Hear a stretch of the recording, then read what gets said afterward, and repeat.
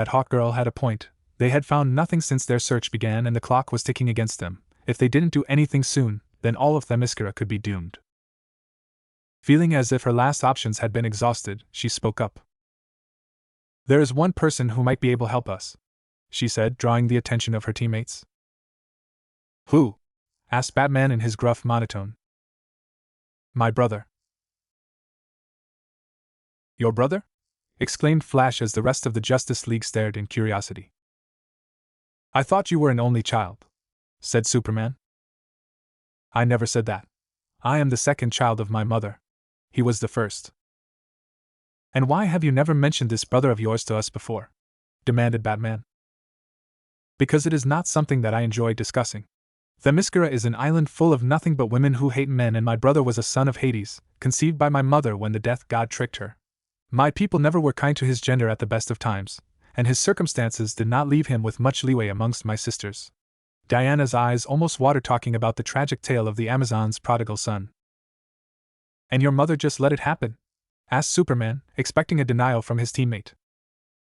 "Unfortunately, with the death god trapped in the underworld and no one to vent her frustrations on, her bitterness and hatred of Hades fell onto my brother.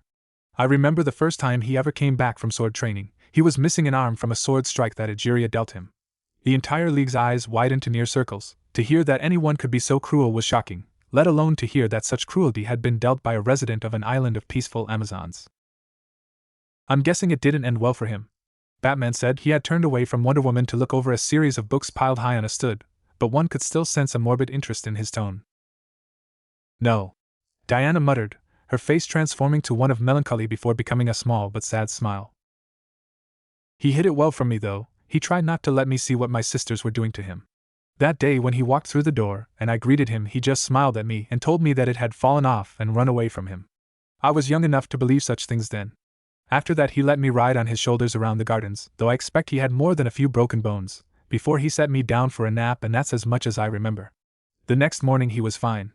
His arm had even regrown itself," Diana said, tears of both sorrow and joy gathering in her eyes as she recalled those peaceful days with her brother before she was old enough to understand the horror of what her sisters, who loved and adored her, were doing to him. "You said he was at your home. Wouldn't he be turned to stone too? What's the point in asking him?" asked John Stewart. "If he had been at Themyscira, you would be right." Diana shook her head a negative. "But a little over 15 years ago, brother finally lost his mind.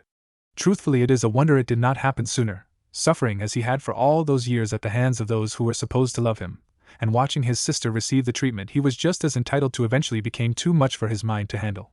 Diana had moved over to an old armchair in the center of the room, one of the few places clear of the mass of mystic tomes, in order to sit. It appeared that speaking of her family was a painful process. "I wonder if he would have lost himself so totally had it not been for my own ignorance. After all, I am responsible for his descent into madness." Superman placed his hand on her shoulder. "I'm sure that it wasn't your fault." Diana wrenched herself from his grasp, leaping from the chair and rounding on the Man of Steel. It was all my fault. On that day 15 years ago, it was my brother's day of anointment, the day where he was meant to be recognized as the legitimate heir to the throne of Themyscira and named its ruler should anything happen to my mother. It was meant to be a day of great joy for the both of us. A day that by tradition no Amazon could ruin for him, while no Amazon saved too. My mother declared that I would lead Themyscira if anything were to happen to her as queen when it was his by right. She stole his birthright right out from under him, and the worst part was, I accepted. I jumped and squealed and postured as my sisters laughed at my brother's humiliation, passed over for a child 6 years his junior and still considered a child by our people. His own status suspended until he could perform a task fitting of legend. He went insane and tried to pry open the gates of Hades with his own 2 hands, a legendary feat, one could suppose. He actually almost succeeded. Hades' armies was beginning to spill through the doors, ready to once again savage the world before my mother stopped him. The gods sentenced him to an eternity imprisoned in isolation for his attempt. "So where is he?" asked Batman, already pulling out a device, its purpose something Diana could not even begin to guess. His prison was meant to be inaccessible, remote and far from civilization. The gods decided to place it in the heart of Etna, surrounded by the dangers that come with an active volcano. The League sat in Wonder Woman's invisible jet, flying over the Tyrrhenian towards their destination. Diana was tapping her feet and fidgeting in nervousness at the thought of seeing her brother again. He had cursed her and every Amazon on the island the last time she had seen him, and that was after her mother had quite literally stabbed him in the back to stop his plan to free his father. Setting the autopilot so that she no longer had to fly them herself, she turned to her team. My friends, before we arrive, I need to go over some things about my brother. The team nodded, understanding her. First of all, Hawkgirl, you must stay here. What? Why? She demanded loudly, while the others looked expectantly at Diana. I do not mean to offend you, my friend, the Amazon said, making placating gestures in an attempt to calm the woman. It is just that my brother has not had many good experiences with women other than me. If he sees you before we get his help, he might rush and try to kill you. Shira twirled her mace and smacked it against her hand. Bring it on, she said, confident that she could best Diana's kin. Hawkgirl, this isn't about fighting. We need to find out what he knows and see if it can help us against Faust, said Batman, his eyes narrowing at the female hero. Hawkgirl sat down and grumbled out something that could be loosely translated to acceptance. Second, Diana continued, do not mention that this is aiding Themyscira. My brother hates our home more than anything on this planet, and finding out that we are doing this to help them will make him more likely to throw Faust a feast than help us defeat him. They all nodded. If he asks why we have come, tell him that Faust is terrorizing some other city. Lastly, do not stare at his eyes for more than 10 seconds, or he will know in what ways we are deceiving him. Diana offered no explanation as to why they should not stare, but they all agreed nonetheless. The jet touched down just outside of the abandoned city. Diana exited with the rest of the League minus Hawkgirl. Tower, which houses only one prisoner, allow entrance to the Princess of the Amazons. Diana called out to empty air. A groaning sound echoed off of unseen walls and a door opened in front of them. Just inside was a group of Amazons who were standing guard in front of another door. Princess Diana, what brings you to this forsaken place? Asked one of the guards. As the rest of the League walked in behind her, the guards rushed forwards and pointed their swords and spears at the male members. Who are you? What are you doing here with our princess? Demanded one of the guards. Her weapon pointed against Superman's throat. Be calm, sisters. These are allies, Diana said, placing her hands on one of the spears, lowering it from John's neck. My princess, what horror has come to our people that has made us turn to these men for allies? The worst kind, sister, conquest by other men. The warriors of Paradise Island gasped. Why are you here then, my princess? To gather our remaining forces for a counterattack? A wise move. No, a counterattack would simply fall victim to the Gorgon's gaze that our enemy has harnessed. I require entrance to speak with my brother, to consult on how we might overcome this enemy. That may prove impossible, princess. The guard seemed torn between regret and satisfaction. Soon after we moved him here, the prisoner succumbed fully to his madness. He has been rambling nonsense ever since we brought him here 15 years ago. Diana nearly collapsed in shock, but kept up her calm and stoic visage in front of her sisters. She could cry for her lost brother later. I will still need to see him. Let me into the cell. If trouble occurs, send in my compatriots. But Diana, said Superman, you said we would ask him together. He was clearly worried, that much Diana could tell just from his voice. I know, but from what my sister just told me, I think it would be best if I spoke to him alone for now. Batman gave her a careful nod. All right, call us if anything happens. The gates slowly opened and Diana walked confidently in. As the gates slammed shut behind her, she moved farther into the prison and towards her target. It wasn't long before she began to hear haunting notes floating along the air. 99 dead Amazons on the wall, 99 dead Amazons, you take one down, rip it to shreds. 98 dead Amazons on the wall. The song continued as she walks, and despite its cruel theme, she can only wonder where he learned it. The song was not native to the Amazons, so he could not have learned it from the guards. It was unlikely that he had come up with it himself, so where had he heard it? Her thoughts were interrupted as more of the song's disturbing words floating inside her head as she walked towards what could well be her end. A part of her considered the irony of that. What an ironic way to end this life, she thought to herself. After all the villains I defeated, I am killed by the brother who loved me most of all. As she came to the last door, which kept her brother in his cage, the song reached its final part. 2 living Amazons on the wall, 2 living Amazons, oh look, its dear sister and lovely mother, what should I do? The song cut off and insane laughter rang through the air. A chill ran up Diana's spine as she heard it. She had met Batman's archenemy, the Joker, and his insane laughter seemed tame in comparison to the unhinged cackles that emanated from the room in front of her. Kill sister, kill mother, oh look, No more dead Amazons on the wall. Better go kill some more. Taking a deep breath and summoning all of her courage, she pushed open the door to the prison and waited for the strike that she knew would come. Except the strike never came. Turning her head back to the place where he was, she gasped to see what had become of the boy she had once had such fun playing with. His skin, once a healthy tan that would seem to shine in the sun, had withered to a sickly white with its absence. His body was gaunt, skin stretched over bone with almost no flesh to fill it out. His eyes were dull and empty as his mouth moved silently, the song he had been singing over until the next time his broken mind demanded that he repeat the dreadful tune. "Brother!" Diana cried, rushing over to the older man and picking him up as if he were light as a toothpick. She carried him to the cot that lay in the far corner of the room and laid him down. She rushed around the room, hoping to find any kind of sustenance that would ensure her brother's continued survival. Part of her knew that as long as he was in the tower he would never die, but seeing him as he was had drowned all logic that she might have had and set her on the singular mission of helping her brother. She finally found some stale bread and water in a jug and brought both over to him. Opening his mouth for him in his weakened state, she gently fed him the bread and made him drink the water. As soon as the pieces of the stale loaf and old water disappeared down his throat, his body began to fill out. His bony physique seemed to grow and increase in seconds until he was once again the picture of the peak human form. Color flowed back into his skin, returning to its healthy glow even in the dimly lit room. It took no more than seconds upon seeing his transformation for Diana to come to a near horrifying conclusion. With the combination of his Amazonian and godly body as well as the magic of the tower and the food, her brother would have had to have deprived himself of food for weeks in order to reduce himself to such a state. But what was his goal? She wondered. What could his aim have been that required such fasting? A thought struck her so suddenly that it made her almost dizzy with grief.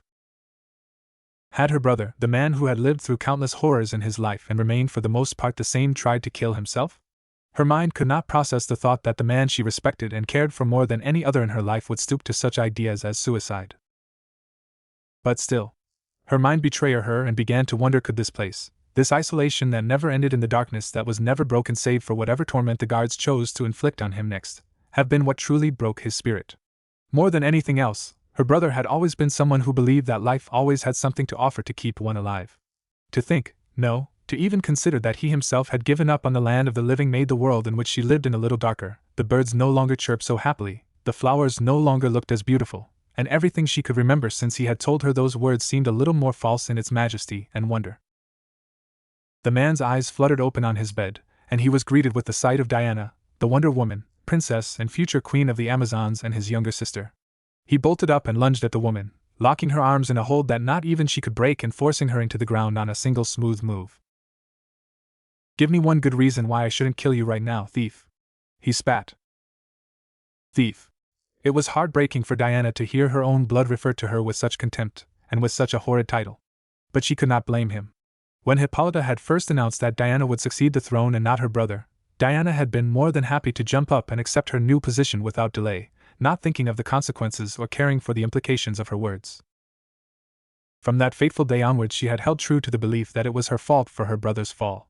That seeing the girl whom he had always looked out for and cared for amongst the sea of women who despised him so willingly take his birthright, to accept without any kind of questioning or confusion, had broken him, shattered whatever fragile spirit he had, and driven him to undergo such an insane idea as to attempt to open the gates of Tartarus.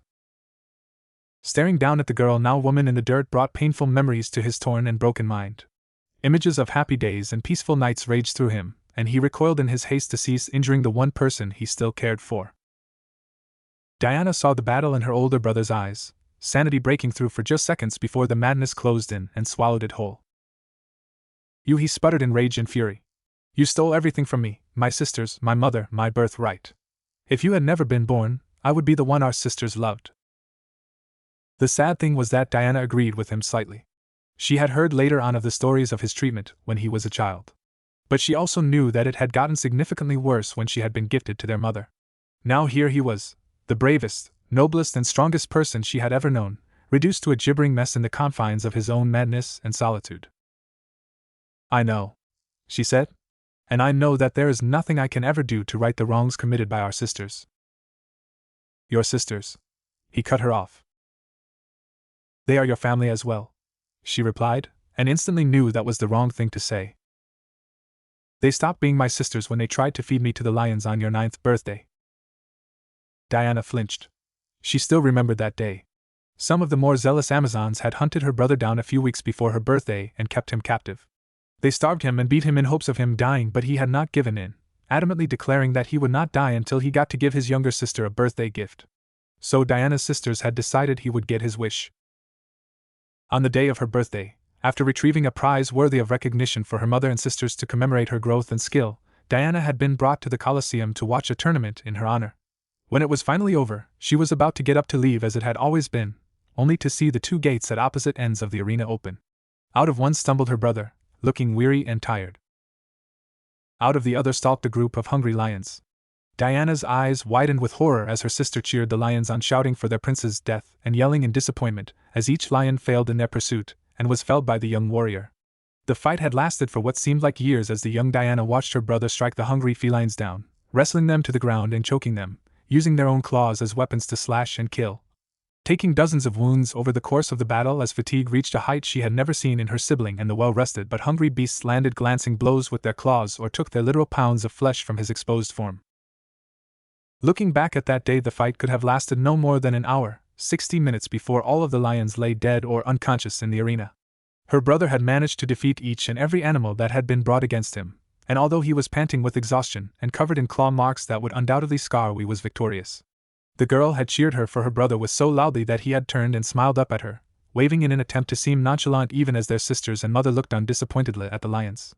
It seemed that more than just those responsible for his kidnapping had hoped for the young prince's blood to be spilled. In the aftermath of the fight, Diana had had to plead with Althea for hours just to get her to attempt to heal the wounded prince, and even then it had been half-hearted and filled with sabotage. Her brother had shaken her off of him and stormed into the woods surrounding their city after the fourth time he had discovered her trying to cut him open. "Brother, please," she pleaded with him. "Don't call me that. Call me by my name," he snapped at her, his eyes still furious and burning. "You know I cannot. Mother decreed your name would never be spoken again after you left," he scoffed.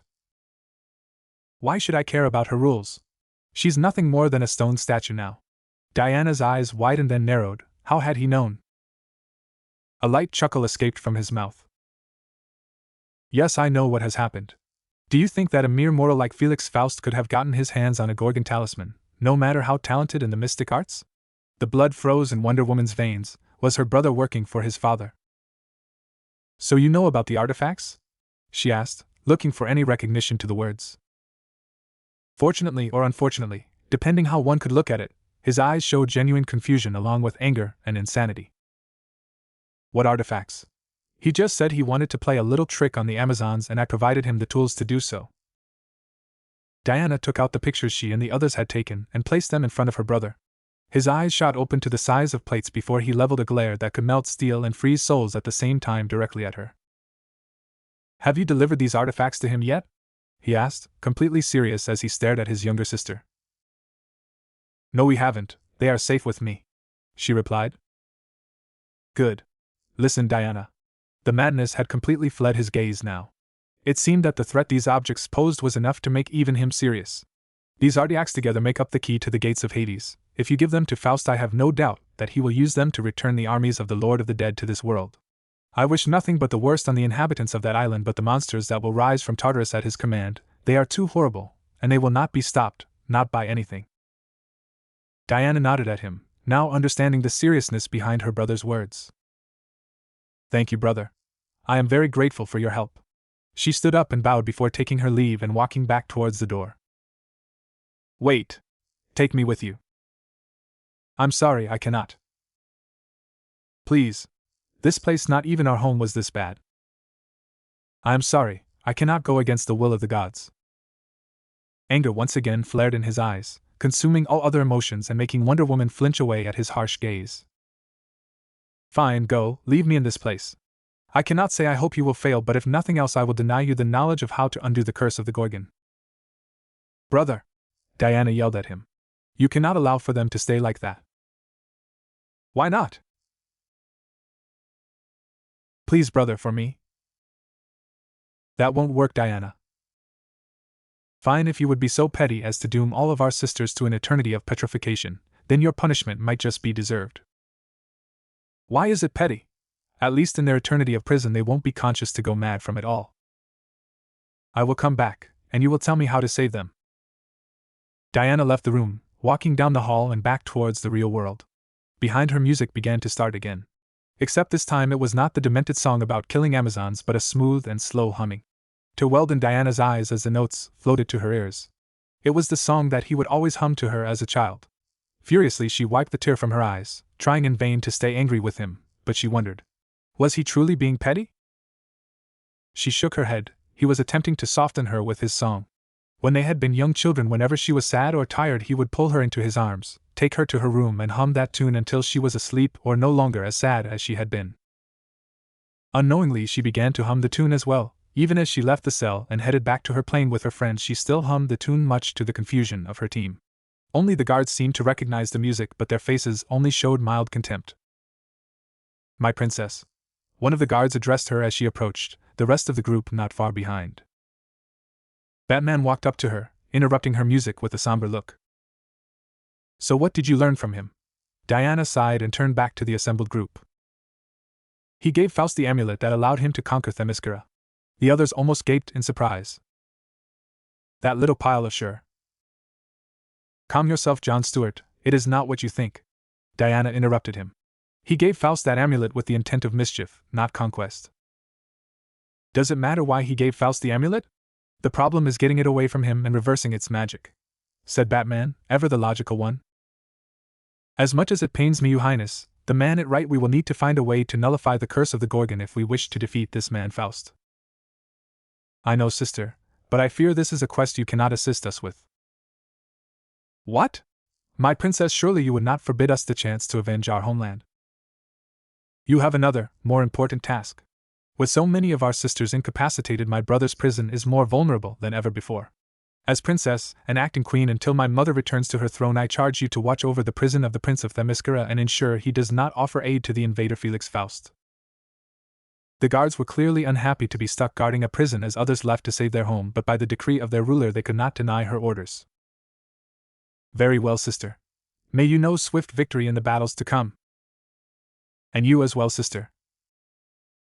Diana and the Justice League walked out of the volcanic prison, into her invisible jet. The hatch closed itself and Diana quickly made the pre-flight checks to ensure that the vehicle had not been compromised. The plane lurched slightly as it rose from the volcanic depths moments before it sped into the air, soaring through the sky at speeds approaching Mach 3. "So how are we going to stop Faust?" asked Batman. "I thought you were going to find a solution." "I did," Diana said. "It took some negotiation, but I was eventually able to get the information I needed from my brother." "How'd you do that?" asked the Flash as he leaned against one of the seats. "And why didn't you tell them that?" "I needed them to stay where they were," Diana said. "As for how I got the information, this is how." She got up out of her chair and headed towards the rear of the craft. Pushing the button that led to a small storage compartment, the door slid open to reveal the Amazonian's older brother, laying peacefully against the wall and fiddling with something. "My friends, I would like you to meet my brother, the former Prince of Themyscira and son of Hades." The man bowed slightly and stared at each member of the Justice League individually. After a few minutes of silence, he spoke. "Why are you wearing your undergarments outside of your cloths?" Most of the League sputtered in indignation at the comment before they looked down to examine themselves. Diana almost gave a laugh. Her brother had always known how to diffuse tense situations, mostly in ways that would amuse her as a young girl. The Batman remained unfazed. He instead narrowed his eyes and stared at the newly liberated man. "So you plan to help us save Themyscira?" asked Batman. "No, I am here to save the world. If my father's armies are released, they will bring about untold doom to the world, and I will not allow that. After this is finished, I will allow myself to enjoy the sport of smashing as many Amazonian statues as possible before we restore them." Diana leveled a glare at her older sibling, but it went unnoticed by the man as the lands of the Greek country came into view. With the plane's great speed, the journey from empty Etna to Themyscira would take them no more than 10 minutes. Superman was the first to attempt some kind of courtesy to her brother. Holding out his hand, he offered him a warm hello. Diana's brother seemed surprised and suspicious at the friendly gesture, but nonetheless took the Man of Steel's hand and shook it in greeting. A small smile graced his hard features, and secretly Diana jumped for joy. She had not seen that smile for years, and seeing it now warmed her heart and brought back wonderful memories to combat the dire feelings of panic at the thought of what was happening to her sisters. There was a rather tense silence that lasted for the remainder of the ride. Thankfully, with the great speeds the jet traveled the journey lasted no more than 10 minutes. As the great island paradise of Themyscira appeared in front of them, though with its toppled houses and Amazonian statues resting everywhere, it did not convey its normal feeling of tranquility. "We have arrived at our destination, we will disembark shortly." "Wait," said Batman. "Before we leave, we need to know how you got him out of the prison." The rest of the League also turned to them both, awaiting an explanation. "Well, you see," Diana started. Flashback begins. Diana could hear the peaceful and beautiful humming flowing through the halls as she walked, and as she got farther and farther from her brother's prison, she could feel her heart tearing apart. Finally, she couldn't take it anymore and rushed back into his room. Diana burst through the door, rushed over to her brother and latched her arms around his neck, letting out a seemingly endless flow of tears into his shoulder.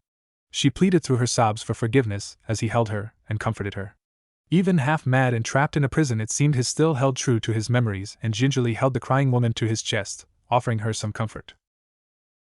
Diana finally separated herself from his shoulder, wiping her eyes to clear the last of her tears. She stood up, followed momentarily by her brother, and walked over the end of the room opposite to the doors.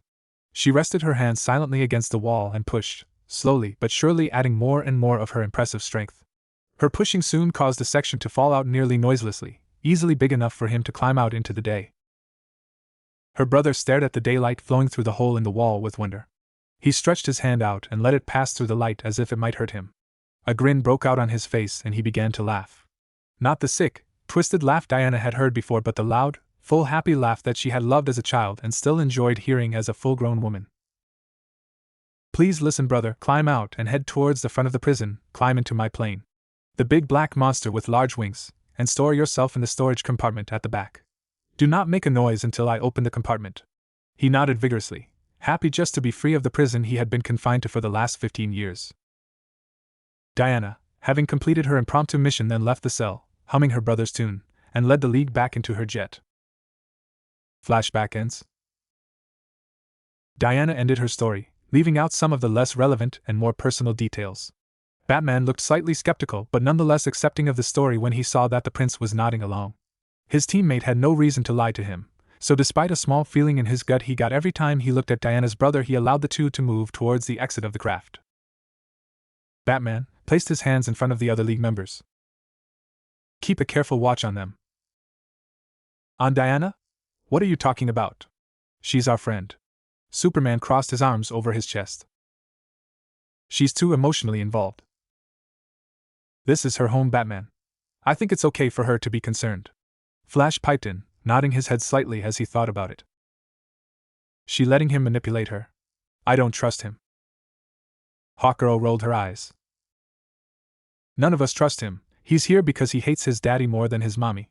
It's the enemy of my enemy. As soon as this is over, I bet you he tries to run." The group nodded to each other, with the exception of Superman and Flash, who seemed torn over the idea of betraying someone helping them, even if they were just doing it out of hate. The ramp lowered and the entire Justice League and Diana's brother in a hooded cloak walked out into the destroyed landscape of the Amazonian city. Faust was sitting on a marble statue with Queen Hippolyta's statue sitting next to him, sword drawn and poised to strike at the man. "Ah," he said, satisfaction evident on his face. "You have brought me what I asked for?" Diana brought out the artifacts, joined together to form the key. Faust was about to reach and take them when something odd struck him. "How did you know how to put the pieces together?" he asked, suddenly weary and glancing around. "That does not matter. Do as you promised, release the Amazons," Diana demanded. "But of course." Faust raised the amulet and spoke in the language of magic. The stone statue gained color before it transformed into the living queen of the Amazons. She ran forward, carrying through with her attack and swiped at empty air. Seeing her mother in front of her, Diana flew forward and dropped the key, which floated to Faust's hands at the bidding of his magic. "Diana?" asked Hippolyta, looking at her daughter.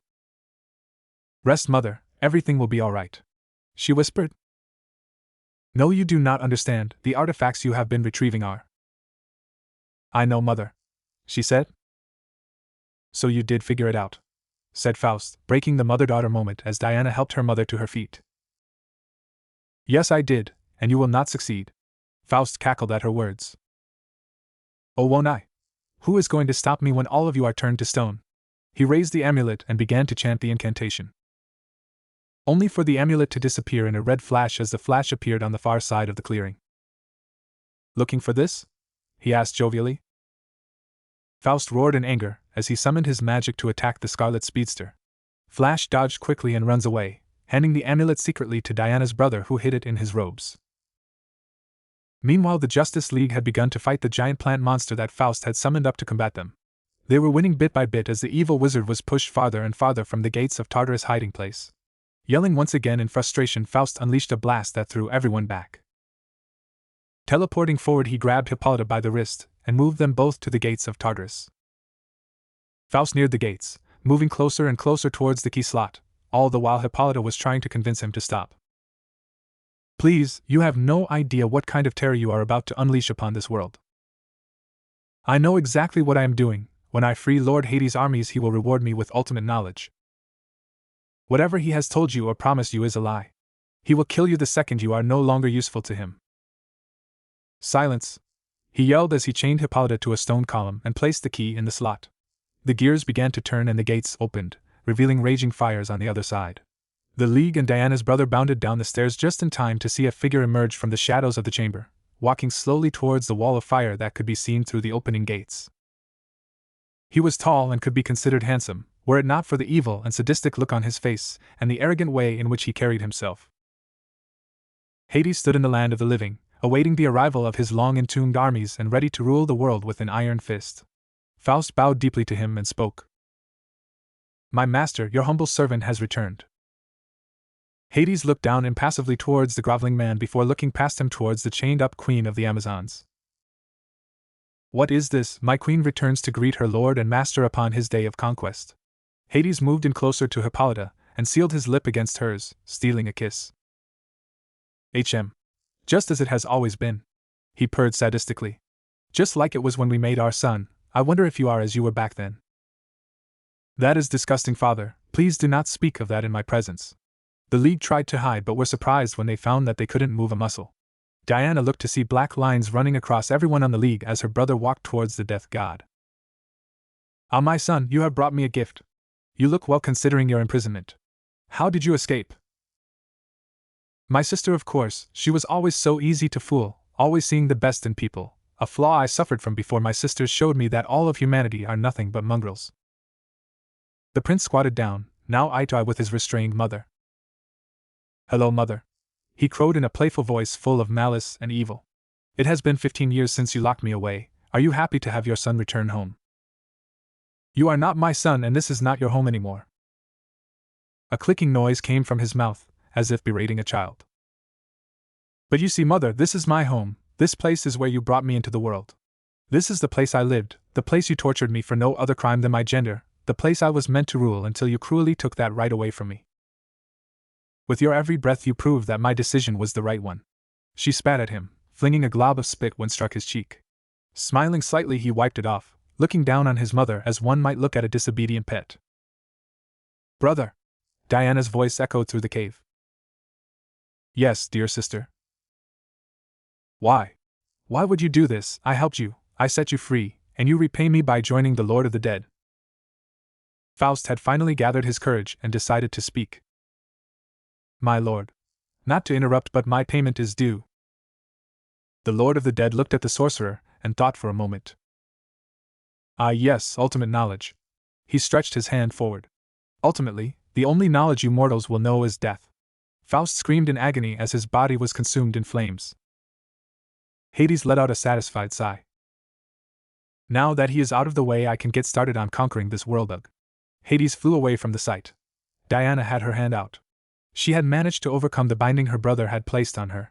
Turning to her brother, she struck him in the jaw, sending him flying across the cavern and smashing into the far wall. The Justice League rushed forward to engage the two villains as whatever magic that bound them dissipated.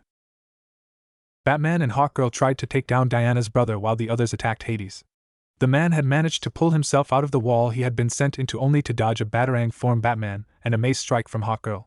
He intercepted another strike from the Winged Woman, catching the mace with his bare hands. Something you may not know about me, he said with twisted glee in his voice as he threw Hawkgirl by her mace, smashing her into Batman and sending them both towards Hades as he turned his attention to Diana and Hippolyta. I am every bit as strong as my sister. The man picked up a sword that was on the ground, dropped by some fallen Amazon eons ago, and strode towards his mother and sister. Diana stepped in the way of her brother, trying to protect her mother from his wrath. "Stand down, brother. If you surrender now, I will be lenient," she said. Her brother's eyes widened before he let out a raging laugh. "Why should I stand down, little sister? You've never beaten me once in all of our practices together." Diana cursed in her mind. It was true. She had been trained her entire life to fight by her sisters, but as she had learned in her time in the world of man, no amount of training could prepare you for a real fight. Punches weren't pulled when a real fight broke out. Death was always a possibility, and that was something that she still did not have much experience with. Her brother, on the other hand, had lived his entire life in the shadow of the Valley of Death, a sword of Damocles over his head from birth. For him there was never any training, just live or die. He never had to let go of any inhibitions or restraint because he had never had or needed any before this. In fact, the young prince's efficient brutality in tournaments and fights in general was quite well known on Themyscira, but now Diana knew it was brutal fighting and lack of mercy and restraint had been the only thing keeping her brother alive up till this point.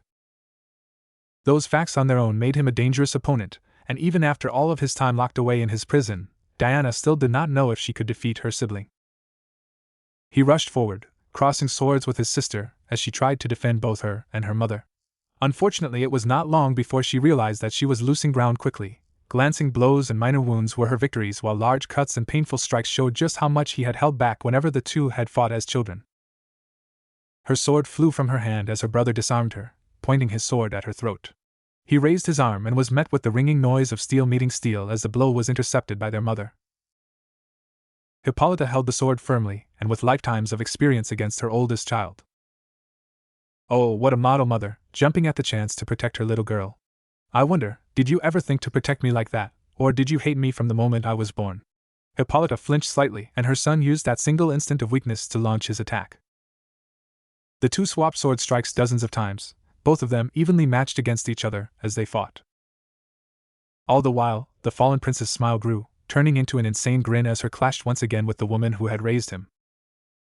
Yes, this is what I have wanted for so long, the chance to fight you, to defeat you, to kill you. Fight me, fight me, fight me. His sword moved in a blur, slashing and stabbing and cutting away at the Amazonian queen. When I tried to open the gates, you didn't even have the stomach to challenge me, did you?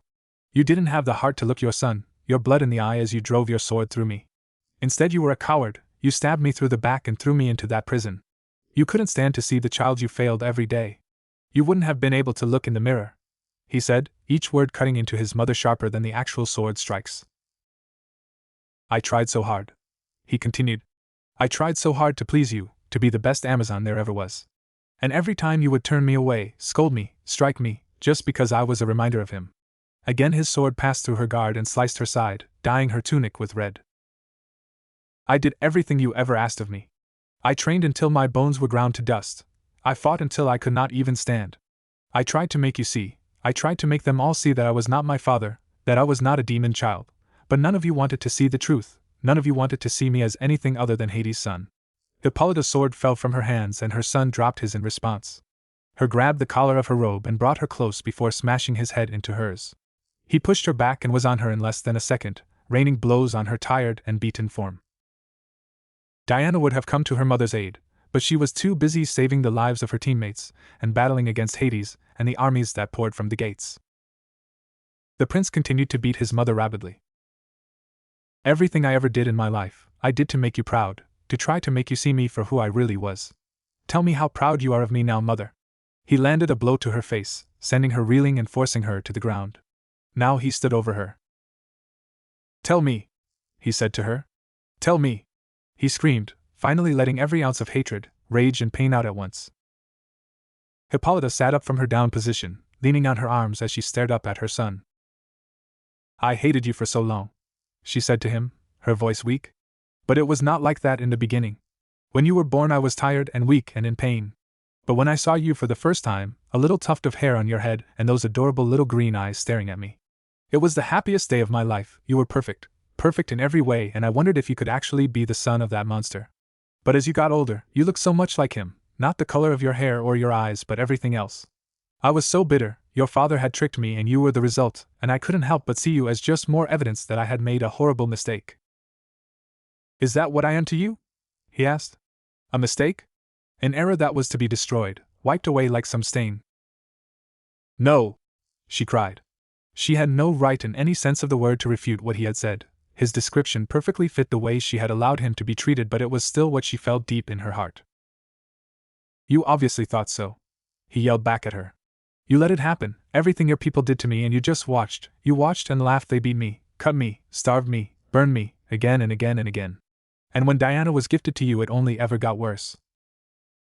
Hippolyta stared at the ground, her eyes flowing with more and more tears the more her son spoke.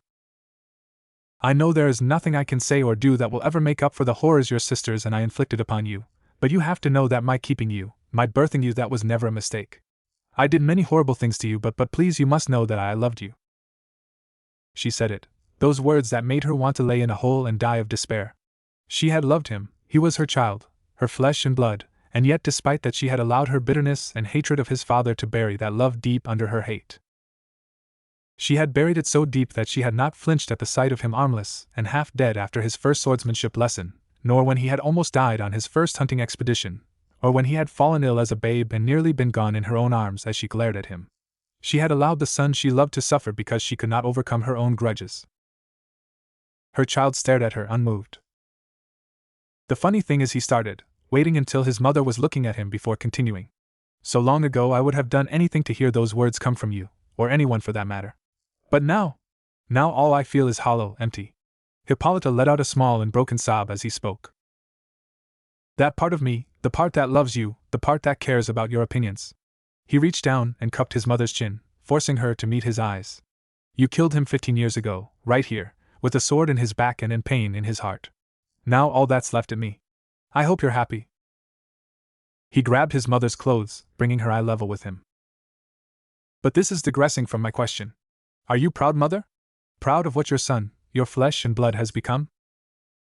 Hippolyta looked around her, her daughter and her team laying scattered and defeated at Hades' feet, her own son standing over her, ready to end her life, and the world that she lived in about to come to ruin at the hands of her son's father.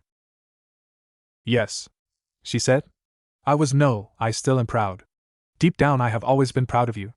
Everything you did, enduring what you had and still being who you were. That made some small part of me that wasn't consumed by that madness proud beyond words. When you won your first tournament, when you killed your first boar. Everything you've ever done makes me the prouder than you could possibly imagine. You were a wonderful Amazon, and a good man. You never raised your hands against your sisters. Never sought revenge, in spite of everything. In that way you were better than me, better than any of us on Themyscira. Hippolyta stretched out her hand towards her son, hoping against all odds that he might forgive her and see reason. I am sorry for everything that happened to you, everything we did. But I am proud of you, I love you. Please stop this madness and let us try to mend what happened. For a second, her son seemed to consider her offer. His hand reached up to her, and she made a move to grab it, and missed as his hand wrapped around her neck. He pulled her close. I don't want your apology, he snarled. He would have accepted it. The weakling who sought your love, sought your acceptance. But he's dead, you killed him. Now all that's left for you to have is me, and I could care less for this pitiful attempt at reconciliation. I want nothing more than to see you and every other Amazon of this island suffer. At one point I would have let the world burn just to get my revenge. But I know that the world is not worth destroying for my own selfish gains. There are too many people out there who I have come to care for. Hippolyta's eyes widened in shock. That's right, mother, I escaped. Like your attempts to kill me, your prison was nothing I couldn't overcome. It took me less than a fortnight to find my way past the guards, the wards, even the eyes of the gods. I spent years on the outside, and I learned things. I found secrets that are better left buried and truths that could turn all of Paradise Island on its head. Tell me, when were you going to tell Diana about her father? Hippolyta lunged forwards. Being held in her son's grip, she was more than close enough to land a heavy blow across his face. Speak not of that. No one can know. She hissed at her child, her eyes narrowed and filled with consternation. Why not, mother? Her son laughed humorlessly. Is it because of what would happen to her, the criticism that the others would raise, the wrath of the Hera and the other gods on Olympus? You never worried like that when you revealed the nature of my origin. I could have been the product of a little tryst with a random sailor like all of you do thrice a century. Instead you chose to reveal truth, the truth that I was the son of hell, that I was an abomination born from some sick rape that occurred. Then again, I suppose that caring for a male is too much to ask from you, Like every Amazon, after all, look what you did to your sons and brothers. With those final words spoken, he threw his mother away and walked to his father. The Death God stood, gloating over the defeated forms of the members of the Justice League as each of them stared up at him from their places scattered in the dirt. Ha ha ha, you thought you could defeat me, the god of death itself, fools, the lot of you. I have 10 times the strength of that fool Ares' little mortals. I am unstoppable. I am. He was cut off as a hard blow pushed him forward into the walls of the cavern. Diana's brother stood behind the Death God with his fist out, his body pulled seamlessly into a fighting stance, as he waited for his father, who was buried up to his waist in rock, his legs sticking out and flailing. What's the matter, father? He asked with a nonchalant tone. Not used to being tricked. Hades tore his head and body free from the rocks and glared with raging fire at his son, who was smirking back unafraid. You dare challenge me, boy? You forget I am the god of the dead. Hades' body began to change, his normal human appearance transforming into that of a godly monster. And you too forget something, father. I am your son. The prince's body began to change as well. Surrounding his form, the shadows of the room seemed to condense and gather around him. They attached themselves to his body, forming a mass of midnight black armor that resembled that of a medieval knight. The change did not end there, as more and more shadow latched onto the man, blurring his outline, and alongside the dim lighting of the cave, made it hard to discern where the armor ended and the darkness truly began. 2 green lights blazed from the eye sockets in the helm, showing off where the prince's face most likely was before the radiant light dulled down to a near indiscernible glow that was almost completely lost in the shifting darkness of the armor. In some kind of finale meant to add to the already frightening transformation, 9 blades emerged across his body, 2 of them forming at his sides while the rest arranged themselves in ascending order across the man's back. At the lowest point on his back was a sand-brown sword with blue lines running along it. Second was a deep blue sword with black lines on it. Third was a gray and red sword with a shell pattern layered on the sheath. Fourth was a red sword that had what looked like monkey jaws clamped around the sheath. Fifth was a gray-white sword that was much bigger than the rest. The sixth sword was much like the fifth but was more fluid in its design. Seventh was the last to be attached to his back and was green and dark gray, which looked like the wing of an insect. At his left side was a blade with what looked to be ox horns holding it in place and pink octopus tentacles securing it. The 9th and final sword rested at his right side and was decorated with orange and red with a fox head on the end of the sheath and had a running fox as a guard. It was a traditional jian common in Asian countries but was slightly longer than most of the other swords outside of the 5th. Well then, my son, shall we proceed? Asked the Death God, drawing from the earth his own demonic-looking blade, inlaid with bone and rubies and an edge that spoke of its danger. Yes, father, we shall, said his son as he pulled out the first sword. Very well, come and let me teach you a lesson in respect, Nathaniel. Diana and Hippolyta stared briefly at the two, both of them feeling slightly rattled by both the events that had transpired and the name that had just been spoken. Both Hippolyta and the gods themselves had decreed that Nathaniel's name never be uttered. It was just one more act of denying him recognition. To hear that name after more than 15 years, it seemed alien and foreign to the queen when she herself had given him the name when he was born. Father and son rushed at each other, hacking away with their swords with skill and precision that took lifetimes to achieve. At first Hades seemed to be pushing forward, achieving superiority over the younger man. Before Nathaniel kicked his father between the legs, causing him to howl in pain as his form was littered with cuts. You, how dare you? He yelled out, his voice significantly higher than it had been just seconds before. How dare I? Asked Nathaniel, his voice filled with mocking. How dare you? I've been waiting for years for the chance to face you in single combat, and now you present me no challenge. The Death God roared at the insult and charged at his son. Nathaniel's eyes narrowed and a sadistic smile morphed onto his face. Rushing forward, Nathaniel ducked the swing his father had launched and used his sword to sever the god's hand. Hades stumbled back and grabbed the stump where the limb had rested, blood spurting from the stump as pain registered across his visage. Nathaniel took the first sword and threw it at Hades, impaling it into his forearm and pinning it into the wall. While the Death God tried in vain to pry the blade from the wall and free himself, Nathaniel drew each blade in rapid succession, using them to strike and then pin different parts of his body to the wall of the cave. The 8th sword struck into the center of his chest, completing a seal as black markings formed from each sword, creating an elaborate design on the walls. You dare lay a hand on me? I will make you suffer, boy. I will kill you and torture you after death. You will join father in eternal punishment and suffering. Nathaniel drew the 9th sword slowly, allowing the sound of steel scraping against steel to fill the room. The quiet sound somehow smothering the noise of the struggling god. I will burn in the pits of Tartarus, he said, brandishing the blade. But not before you do. He stabbed.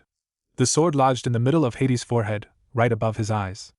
The god's mouth was open in an expression of pain and horror, and he lay unmoving, pinned in a circle and trapped by the sharp sting of the blades. A single drop of his golden blood dropped from his head, splashing to the floor in the silence.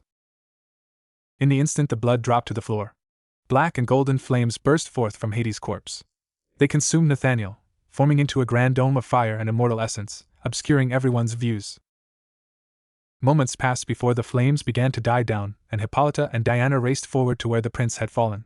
He was laying on the cold stone floor, steam and smoke coming from his body as he gasped for air.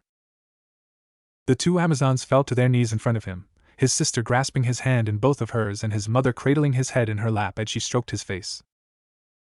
"My son," Hippolyta gasped, her hands weaving through his singed hair. "What have you done?" "I have freed us all," he gasped out, coughing heavily at the end.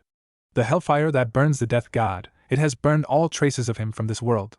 His blood has been purified, purged from my veins." "But without it," Diana stammered to her brother. "Yes, without his blood my body will no longer hide the wounds I have received through my life. Death will come for me." Already his arm was fading away like an illusion, disappearing from his sister's hand before she frantically grabbed his remaining arm. Thousands of scars were beginning to appear everywhere on his body. Nathaniel's eyes widened in agony, his body reverting to its proper condition, made dead so many years ago from the thousands of fatal wounds he had endured from his sisters and mother. He coughed, and blood shot past his lips. Hippolyta and Diana panicked at the sight, desperately trying to find some way they could ease his pain as he spent his last moments with them. "No. Don't stop this. This is what I want. This world has given me much, it has taken much, but now, it is my time." The light left his eyes, and the form of Nathaniel, Prince of Themyscira, lay still in death. Diana buried her head in his chest, begging her brother to come back to her, to sit up and jest that it had all been some terrible game to get revenge, unable or unwilling to believe that he was gone from the world. Hippolyta pulled Diana off of Nathaniel's chest and cradled her daughter as she wept for her fallen brother. As a final act, Hippolyta ran her hand down Nathaniel's face, closing her son's eyes and placing 2 golden coins to cover them. "May you know a peace in Elysium that we could not give you here, my most precious gift." The Justice League stood on the watchtower, looking at the door, which bore the name Wonder Woman. Since they had returned from the mission on Themyscira, Diana had not been the same. The death of her brother so soon after his liberation had broken her heart, and she had barely left her room since it had happened. Batman pounded on her door, trying to get Diana to listen to reason. "Wonder Woman, we have a meeting, we need you to attend." "No!" came a response that seemed more like a sob than a shout. Superman pulled Batman away from the door, hoping that the confrontation could end in a peaceful way. "Batman, let me handle this. I don't think pounding on her door and demanding things from her is the best way of going about this. Her brother just died. He died a month ago, and he betrayed us all. He helped us. He used us, Superman. There is a very distinct difference. Whatever he did to us, he's dead and Diana is hurting. You can't just tell her to get over it. Grieving takes time." Batman glared at Superman but didn't argue any further. "So what do you suggest? How about asking politely?" Batman almost seemed to smirk, but nonetheless decided to move out of the way and let the Man of Steel through. Superman walked up to the door and proceeded to knock. Instead of the flat refusal, this time the door shot off of its hinges, slamming the Man of Steel into the wall opposite the room. Batman and the rest of the League peered into the room from the door in what might be considered a very comedic way. They saw Wonder Woman, in her costume, with a look that would send any sane person running for cover. Unfortunately, most of the heroes weren't completely sane. Batman was the first to speak. "Diana, I know that the loss of your brother is painful, but we need you to attend this meeting with us. It's a matter of the utmost importance." Faster than he could blink, he was pushed up against the wall next to where Superman was still trying to pry himself out of the man-shaped dent he had left in the wall. "I don't care, Batman. My brother gave up his own life to save a place that hated him, and now he's gone. Do you get it? Gone. I'll never, ever see him again. I'll never get to apologize for everything that went wrong with his life, never get to do anything with him ever again. And why? Because of his damned selflessness." Diana's rage over the course of her rant gradually died and was replaced by a heart-wrenching sob.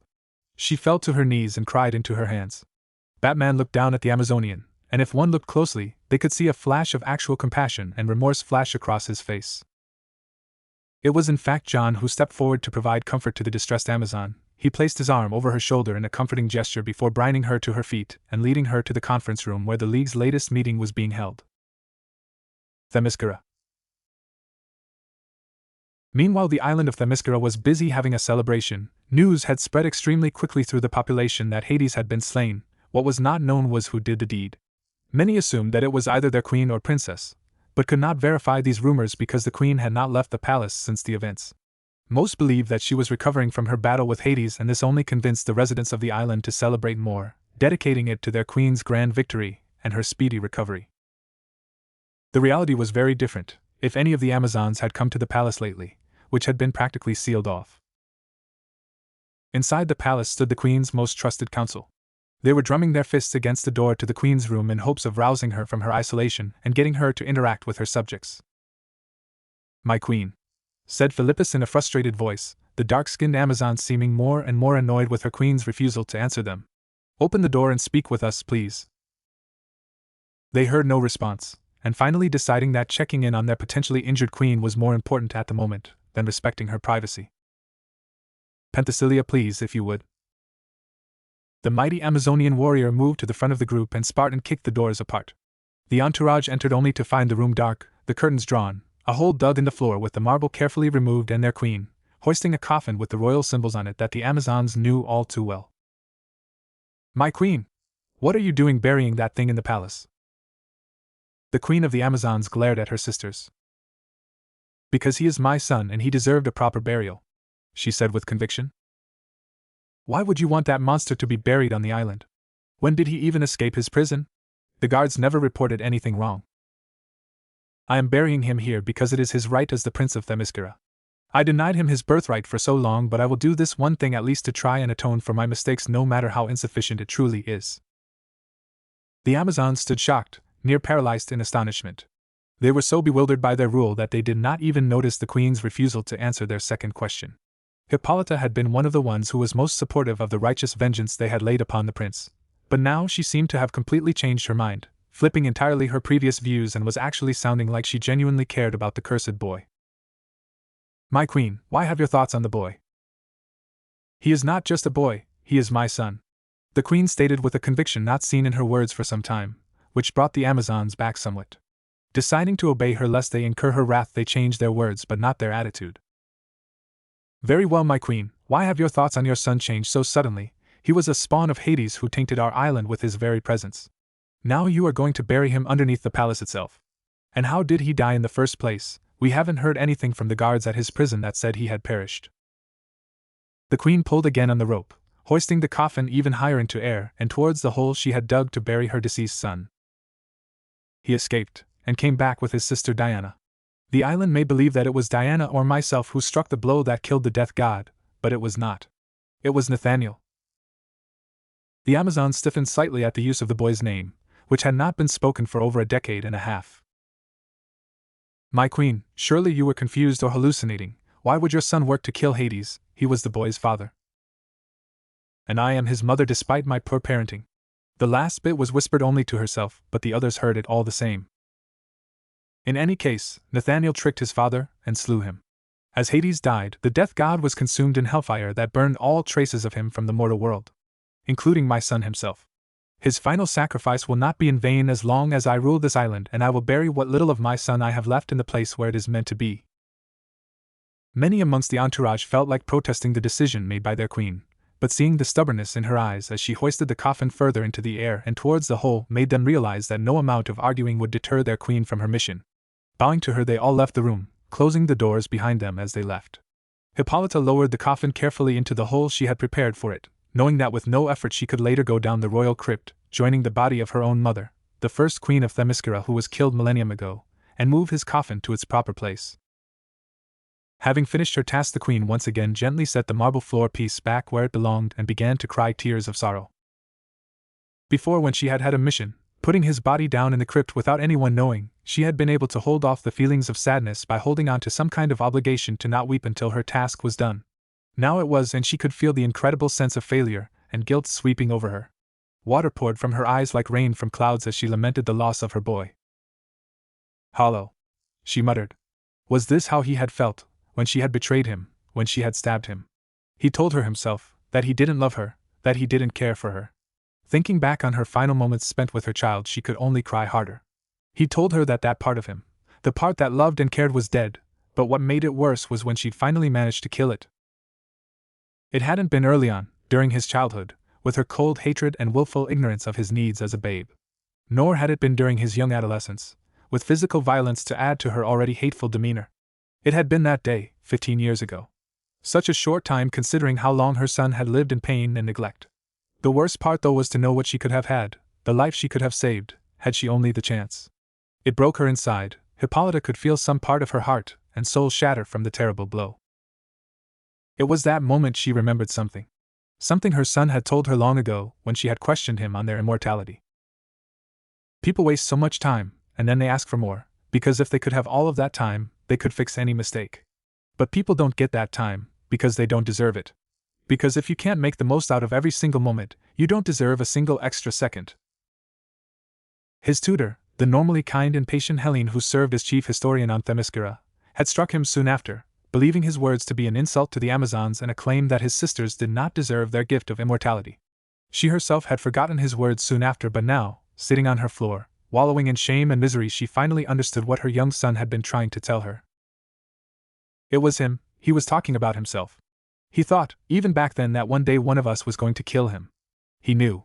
There she was, a woman with access to infinite time. She would never age, never die, at least not naturally, but in the end she couldn't make the most of her time with her son, and now it had run out. And she could think of no one less deserving of more time than herself. At that moment the seconds seemed to drag on for decades. The minutes felt like centuries, and for the first time in millennium the queen of the Amazons prayed for a man. She prayed for her son, that he was safe, that his soul had found its way peacefully into the eternal bliss of Elysium, that perhaps one day, in spite of all of her crimes against her innocent child, she could join him. She would spend an eternity begging forgiveness if she had to. Please, she quietly begged the gods above her, her tears splashing on the marble floor.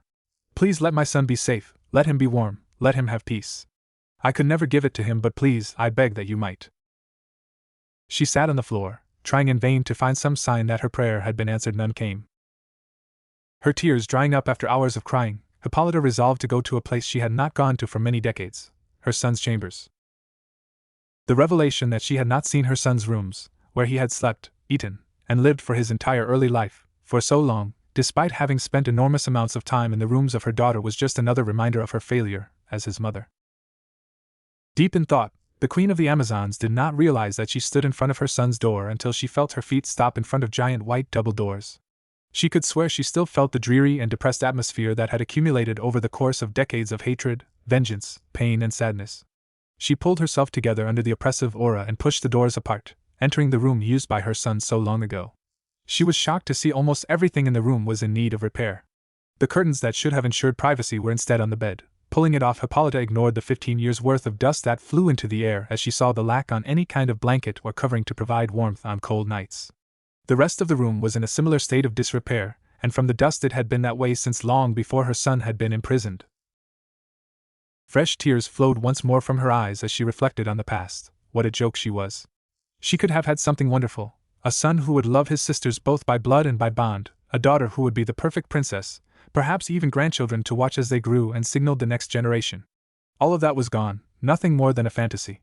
It only made her pain grow, not that she could have guessed what her son would have wanted, she'd never even tried to find out. The saddest thing was it wasn't for a lack of ability. She knew everything about Diana, because she had made it a priority to maintain a strong relationship with her daughter. Her son, on the other hand, was another story. She had never made any attempt to make a good mother-son relationship, preferring instead to wallow in her hatred of both him and his father, and in doing so she had doomed any chance of knowing anything more about her firstborn child than just his name and appearance. Moving over to the desk that was located on the far side of the room, she leaned on the rotting wooden chair. Surprisingly, it held her weight as she inspected the desk. It was the same one that was in Diana's room, one of the only things that did not need repair, as it was made of solid marble. She ran her hand over the surface as if trying to get a sense of what her son had done here. Afterwards she gingerly took hold of a familiar book that rested on the table, her eyes widening. It was a journal. She knew this if by no other reason than Diana had one just like it. She hurriedly opened the book, desperate for something that might let her feel some sliver of hope to understand her child. Entry 1. Mother brought home a new girl today. I hate her.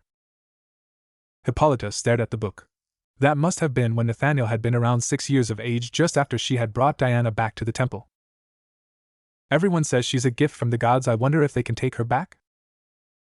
Reading her son's words shocked the queen. Ever since she had brought back her daughter from her birthing bed, her son had adored the little girl.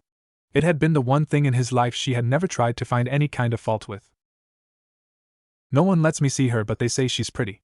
Helene's much meaner than normal now. She says I'm expendable now, that soon I won't be around anymore. Hippolyta ground her teeth. Helene would pay dearly for that. She stopped herself. She'd lost any right to feel betrayed or angry about how her child was treated when she'd begun treating him like that. Mother says that she's going out to witness the games. Maybe I can take Diana and give her back to the gods, then all of the sisters will stop being so mean. The entry ended there.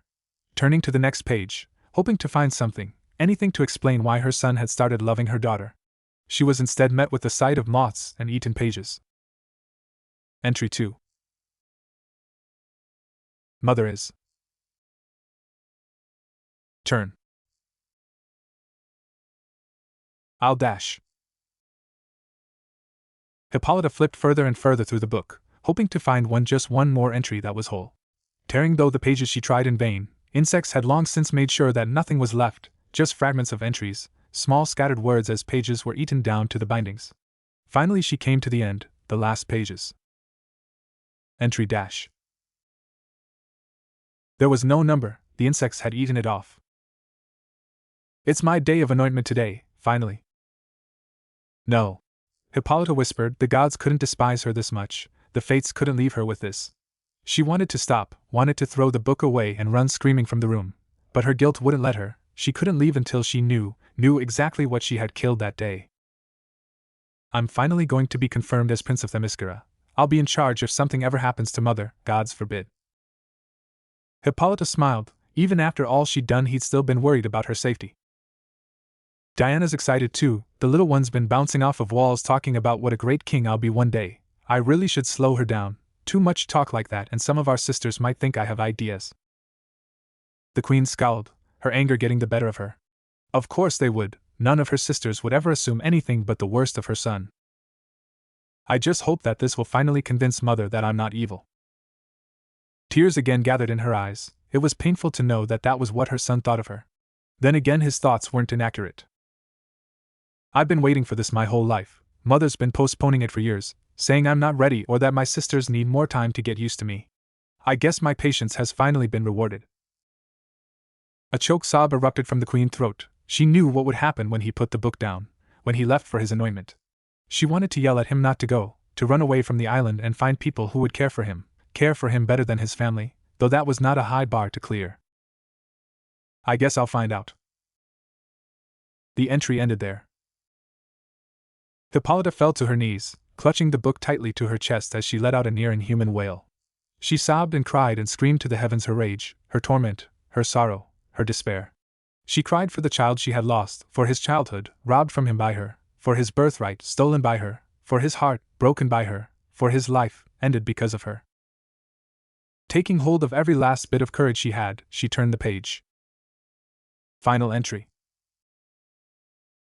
She sobbed. Is this all I'll ever be? Tears made tracks down her cheeks. I wonder what they'll do to me. The worst we could. Though Hippolyta as choking sounds came from her throat. I wonder, did I do something to deserve this? No! She wailed out loud, trying to convey to him her sorrow. You didn't do anything, it was us, it was all us. I almost expected this from Mother, from the others. It hurt to know just what he thought of her, but she was proud of his deductive skills. But Diana. Hippolyta's blood ran cold. I should have sent that traitor back to the gods when she first came around. How had she done it? How had she managed to ruin everything good her child had ever had? No, she didn't mean it. Hippolyta was confused. The writing's quality was starting to degrade, becoming harder to read. She betrayed me. The writing was back to being perfect. She didn't understand. The writing was barely legible. She's just like them. She was more concerned now than ever. She loves us. A slight twinge of fear stirred within her. She betrayed us. She was crying harder than ever before. She didn't mean it. She loves us. She tried to read the words of encouragement, the words that defended his sister, but they were badly scrawled in tiny penmanship at the bottom of the page. Still, it seemed that her son's kindness had gotten the last word. She smiled slightly, taking this one bright spot, and turned the page. Her blood froze in her veins. Written in impossibly still wet blood on the inside of the book's back were 2 words. Kill everyone. Hippolyta dropped the book, scrambling across the floor away from it, as if just being near it would kill her like it said. Moments later her back slammed hard against the frame of his bed. Apparently that was as much as the piece of furniture could take, because seconds later the legs collapsed, and the bed fell to the floor. Staring at the book, at the small bit of understanding she'd gained by reading it. Looking at the room, at the 4 walls that had housed more misery and hate over the last 2,000 years than they ever should have, Hippolyta let out a choked sob and prayed once more to Hera. Please, Lady Hera, let me see into the past, let me see the life of the one who lived here. She looked around the room as ghostly apparitions played out a scene in front of her. The ghostly image of her son laid on the bed, wrapped in the curtains and moving fitfully in his sleep. Light filled through the curtains and he stirred. Untangling himself from his makeshift blanket, he moved throughout the room, his mother following him with a sad expression on her face. He moved through the room, pulling things off the shelves as he went. The ghostly doors slammed open and another person walked in, their face covered in shadow so she could not identify which one of her sisters it might have been. Get ready, boy. She snapped at him as she threw him a new tunic. The Queen has an announcement to make. Disgust and venom were dripping from every word, as if she was a poisonous snake that her son had offended with just his existence. The two left the room and the simulated day changed to night. Nathaniel stumbled through the room in a cut-up tunic with a broken sword in his hands. He flopped onto the bed, shrieking into his pillow to find some relief from the pain that he was surely suffering from. Hippolyta would have run to the boy and tried to comfort him, but as this was nothing more than an illusion, she could only stand helplessly by and cry out, desperate for this scene to either change or to allow her to help her injured child. Her eyes snapped over to the ghostly door as it creaked open. Even so long ago the room was in need of fixing up. Around the open door peeked the head of a young Diana, probably 5 or 6 years old, looking sheepish as she entered her brother's room, youthful ignorance and innocence blinding her to the degrading conditions her elder sibling was living in. Big brother, she said quietly, tiptoeing over to the bed. Despite her previous turmoil, the Amazonian queen could not help but let out a small smile at seeing her eldest children together. Diana was now next to the bed, and climbed up onto it a second later. Sitting cross-legged next to her brother, she began to poke him in the side. Big brother, wake up and play with me, we have to play. She whined in an adorable voice that brought back such fond memories for the queen. Suddenly the lump that was Nathaniel sprang up and leapt onto Diana, eliciting a scream of fright that quickly morphed to laughter as Nathaniel tickled her sides, laughing with her even though Hippolyta could clearly see the pain in his eyes. That will teach you not to disturb people when they are sleeping, little sister, he said jovially, Diana still laughing hysterically. Stop it, big brother, please stop. She managed to gasp out in between fits of shrieking laughter. Why should I? He asked, pretending to contemplate it as he tickled her. Please. She managed, her laughs now becoming less happy and more Protestant. Fine, he said, letting go of his little sister and sitting with his back facing her, waiting for the inevitable attack that he knew was coming. Sure enough, Diana bowled over Nathaniel and the two of them ended up at the foot of the bed, Nathaniel laughing a genuine laugh, as Diana looked around confused at the sudden shift in view from her place sitting on his chest. Had her tear ducts not been empty from near constant crying over the course of the day, Hippolyta would have shed tears of joy and sorrow, joy at the scene that was playing out in front of her between the two, and sorrow that she would never be a part of such wonderful interactions between her family members. She took a deep breath and let it out shakily. Thank you, Queen Hera, I am grateful.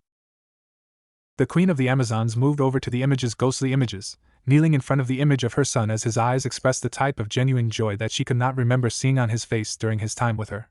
She was grateful that he had had some experience with true happiness, though sad that she had never brought him any of it. She reached out and ran her palm over his incorporeal face, but her hand phased through it, reminding her once again of what this was, a memory of a time long past that could never be reclaimed. Hippolyta rested her head against the mattress, letting what few tears she had left soak into the long-forgotten sheets. Suddenly she felt a soft touch on her shoulder, a hand, gently resting on it. She flinched and turned quickly, the lack of sound alerting the presence of another convincing the queen it was an enemy. What she saw, however, caused her to gasp in shock. There, standing before her, was her child. Nathaniel's gently smiling face, filled with kindness and slight longing, was looking down on her. Hippolyta looked up in wonder at the apparition before her. "Nathaniel," she whispered, reaching forward to touch her deceased child. His fingers reached him only to pass through his ghostly form. "I'm sorry," she whispered to her son's spirit. "I am so sorry for the pain I caused you. I can never apologize enough to right the wrongs I committed against you and those that occurred under my watch. I have no right to it, but I ask, no beg, for forgiveness." The ethereal form looked down at the Amazonian queen, on her knees and pleading for forgiveness with tear tracks running down her cheeks and eyes red and blotchy from crying. She looked the picture of a broken woman. He knelt down to her. "I will never forget, it is what made me who I am." His voice echoed, and another sob passed through Hippolyta. "But I can forgive what has happened, for I have moved past it." And on those last words his hands moved forward as he encircled her in one last action from a son to his mother. The queen's eyes widened as she felt her son wrap his arms around her kneeling form, his touch feeling solid even though she could clearly see right through him. She closed her eyes, choosing to appreciate this last moment with her child, soaking in the warmth of his form and for the first time ever choosing to commit to this moment with her son. In the end, however, her child was not truly there, but Hippolyta enjoyed the hug for as long as she could until she felt it fade away, signaling that this time she was given with her child was over. As she opened her eyes, she saw him fading away before her very eyes. His mouth moved, uttering one last message to his mother. "I will always be here. I gave my life for the world and our people, to shield them all from the wrath of petulant gods. I will continue to do so. Whether or not they deserve it, the powers that rule above mortals must be kept in check, and only I do that. Perhaps we will meet again, in time. Until then, know that I will do my duty. After all, what kind of brother would I be if I could not protect my sisters?" With that, he faded away, and in his place was a map Hippolyta recognized as one of Themyscira. Set right in the mountains in the north of the island was a large red X. Holding the piece of parchment close to her chest, Hippolyta allowed herself to let a small smile rise on her face as she left her son's room, thankful that, even though she did not know if she deserved it, her son had granted her forgiveness. Hippolyta emerged from her stupor. Looking at where her son's spirit had disappeared, she saw the map that had been left behind by her son before picking it up, and rolling it up, and placing it in her robes. She smiled softly as she looked around the room, trying to feel every ounce of her son's presence from his visit. The queen marched from her child's chambers through the halls of her palace. Taking her time, she retired to the bathing area, determined that if she was to carry through her plan she would need to look her part as the pinnacle of discipline and queenly regality. Pulling herself from the bathing area, she pulled on one of her most prized sets of robes and walked to the throne room of her palace. Sitting down on the large but simple seat, she called to her subordinates. "Call all of our sisters to the palace. I wish to make an announcement." The guard bowed before rushing out to call all the residents of the island to the meeting. Within only an hour, the entirety of the island was assembled, and all of the women were whispering away, all of them with their own theories on why their queen had called them all here. Hippolyta rose from her throne, grabbing everyone's attention as she cleared her throat and begun. "My sisters, today I have gathered you all here to tell you the news of Hades' death." Cheering erupted from the crowd, all of them overjoyed to be able to hear the tale of how their queen slew a god. "But first, I must deliver other, far less expected news. My son, the Prince Nathaniel of Themyscira, is dead." Shock rippled throughout the crowd as the Amazons processed the news. Then cheering, even louder cheering, accompanied shortly after. Hippolyta was almost brought to tears by her people's cries of joy at the death of her son, before a new emotion surfaced: anger. Rage coursed through her veins, and for a moment she wondered if this was how her daughter felt when she heard her sisters speak so terribly of her older brother, who had never been anything but kind to her and everyone around him. "Silence!" Her voice roared over the noise of her sisters' chatter, silencing them. "I will have none of you speaking ill of our Savior." Electa, one of their people's strongest and most zealous warriors, stood from her place beside her mother. "My queen, what are you talking about? That pathetic stain is not our Savior. He was imprisoned, and as you said, he died there." "Do not speak out of turn, Electa." The queen's voice was cold and void of any familiarity, making the young woman's eyes widen before they dropped from her stare, and she seated herself. "Nathaniel was not contained in his prison. He returned in our greatest time of need to aid in the protection of the world, and by extension, us. He and his sister, your Princess Diana, returned to confront the vile armies of Hades and the death god himself. The crowd muttered as they took in the news. Most were denying it vehemently, unwilling to believe that the being they considered a vile evil was capable of acting out of anything other than self-interest despite years of evidence to the contrary. It was my child, my son, that pierced his sword through the death god's body, killing him and destroying himself as well. None of you know the true story of what happened under our island, but today I am telling you. The same boy that many of us, and me myself as well for far too long a length of time, believed to be an evil, vile and putrid male stain upon our lands, gave his own life in exchange for our own. The entire room was in an uproar now, crying out that what she said could not be true. That she was hallucinating, that Nathaniel had tricked her and convinced her that he was not the evil he was. Hippolyta watched and listened as her sisters and subjects cried out conspiracy after conspiracy to explain her son's actions without having to modify their preconceived image of the boy. Finally she could not take it anymore, opening her mouth. Enough. All of you will be silent. The noise immediately stopped as attention was once again focused on the queen. There is no room for accusations of illusion or trickery. Would you believe me so gullible as to be tricked by some false illusion? The room fell silent. None of the Amazons were willing to protest. To accuse their queen of being tricked in such a way was to accuse her of a condition such as an addled mind. None of you will question this, or do any of you wish to come forth and challenge me over this matter? Some of the Amazons looked like they were considering it, but none took the opportunity. After all, the queen was one of the best warriors to ever come from the Amazonian people, and outside of her son and daughter she was probably the greatest combatant on the island. You are all dismissed. The words were so cold that the assembled Amazons could practically feel the ice that froze each syllable, prolonging them and anchoring them within the minds of the Themisirens. Hippolyta watched as each of her sisters moved to exit the hall, knowing that she had lost some of the respect that her people held for her during her millennium-long reign. Even still, she was satisfied. If nothing else, she had made sure that her son's sacrifice was not ignored nor that he be anonymous after his death. Reaching into her tunic, she pulled out the map that she had picked off the floor before turning to the direction of the X. Looking to the mountainous area that led to a secluded beach, she sent a silent prayer to her deceased child. You have grown too soft, my dear. An aged voice hissed from the shadows. Hippolyta turned, facing the woman as her face morphed into one resembling pity. It stayed as such for no more than a moment before hardening into one of restrained anger. Rinne, you are too familiar. Too familiar, my queen? The old woman rasped. I remember a time not so long ago that you would have agreed with me wholeheartedly. That time has passed. I have seen my flaws and my errors. I'll not allow myself to fall back into such petty hatreds. You call our feelings for men petty? After what they did to your mother? To our people? To me? I wonder if your mind has not been addled by your recent brush with your former lover. The queen turned her glare to the woman, her eyes shining with such fury that Rinne took several steps back and bowed her head in submission. Be careful with how you speak to me, sister. I am not above punishing even one such as you.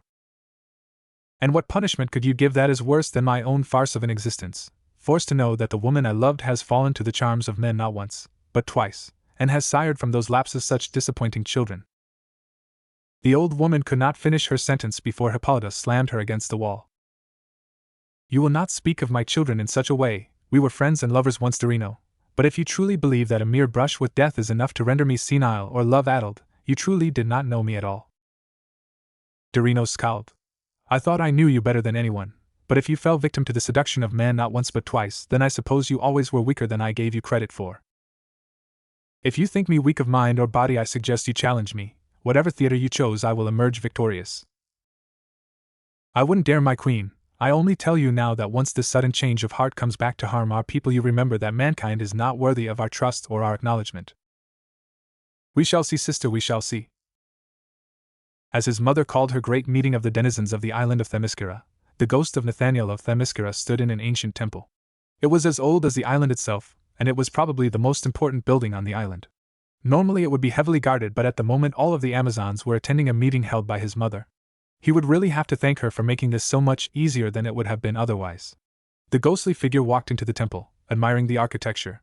Sitting in the center of the building on a large pedestal was the gem that provided the entire island with its immortality. The massive precious stone had been given to the first queen of the Amazons, his own grandmother, by the gods, but even they had not known the full extent of its power. The large red crystal was not just a means of extending the lives of the Amazons, it was also the last remnant of the Bija left in the multiverse. The crimson-red gem exuded chakra, the substance that had shaped the planet Earth for nearly 20,000 years across 1,000 dimensions until it was lost nearly 17,000 years ago. Indra and Azura had once again resumed their eternal battle over the course of the world until finally Indra had won out, besting his younger brother, and in doing so conquering the world and eventually the multiverse. However, despite his strength surpassing all others in the world, those with chakra still fought, still killed, and still resisted. Frustrated over the lack of obedience, and the fact that his rule-by-strength approach to peace was becoming more strained with each new chakra user who wished to surpass him, the reincarnation of the sage's elder son decided to seal away mankind's ability to use the legendary energy. It took years of his life and the death of thousands of shinobi before finally he was able to rid the all worlds of every single being who practiced the ancient art. It was only now, more than 13 millennium later, that Nathaniel had rediscovered the power of Nishu, finding ancient scrolls left behind in places so remote that evidently even Indra had not been able to find them. Moving towards the gem, he concentrated and his intangible ghostly form condensed, his translucent body solidifying and regaining substance.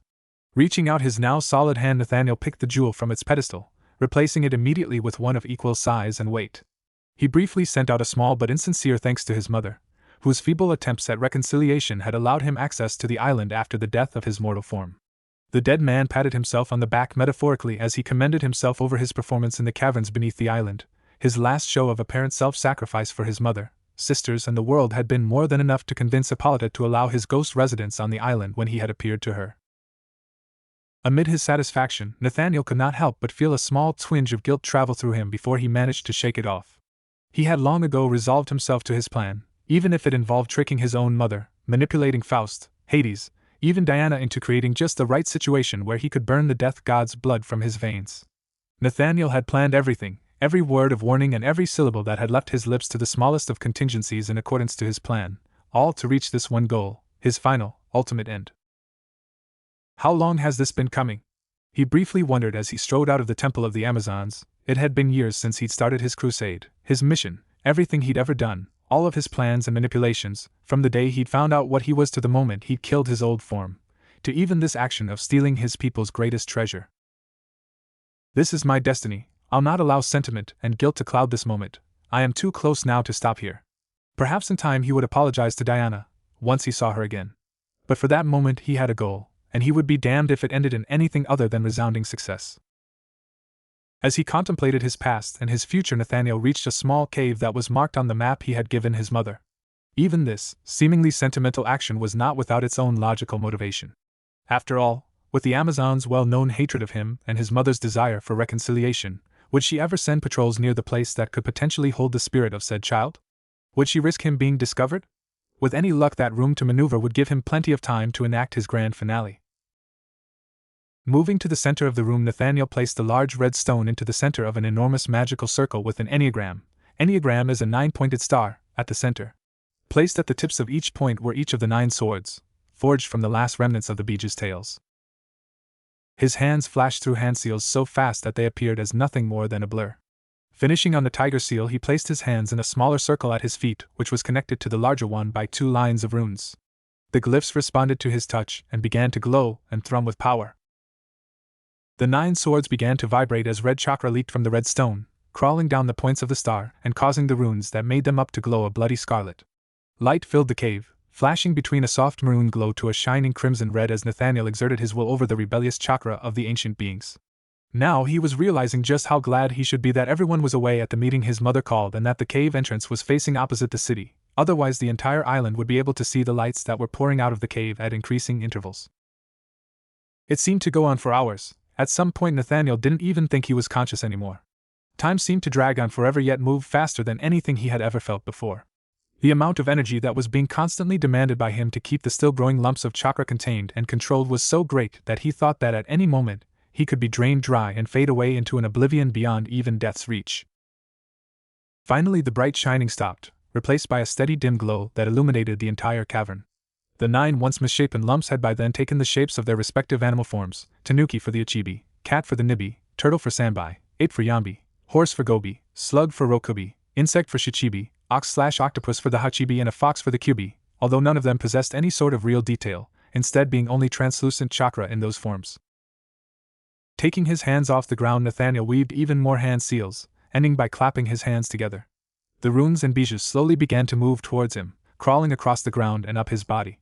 They encircled his abdomen, moved up his stomach and wrapped around his entire upper body, each point of the star visible on his front. The 9 forms of chakra sank into his skin, forming 9 circles around the 9 points of the star. When finally the red chakra was no longer visible, the real show began. Nathaniel sank to his knees, vomiting a large amount of blood and bile before screaming in agony.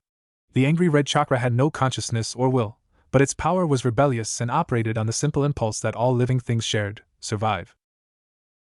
Forcing himself to staying awake and resist the corrupting influence of the chakra, the young prince, through sheer unimaginable will alone, remained in control long enough for the final seals to take effect, merging the chakra into a massive volume of power and then combining it with himself.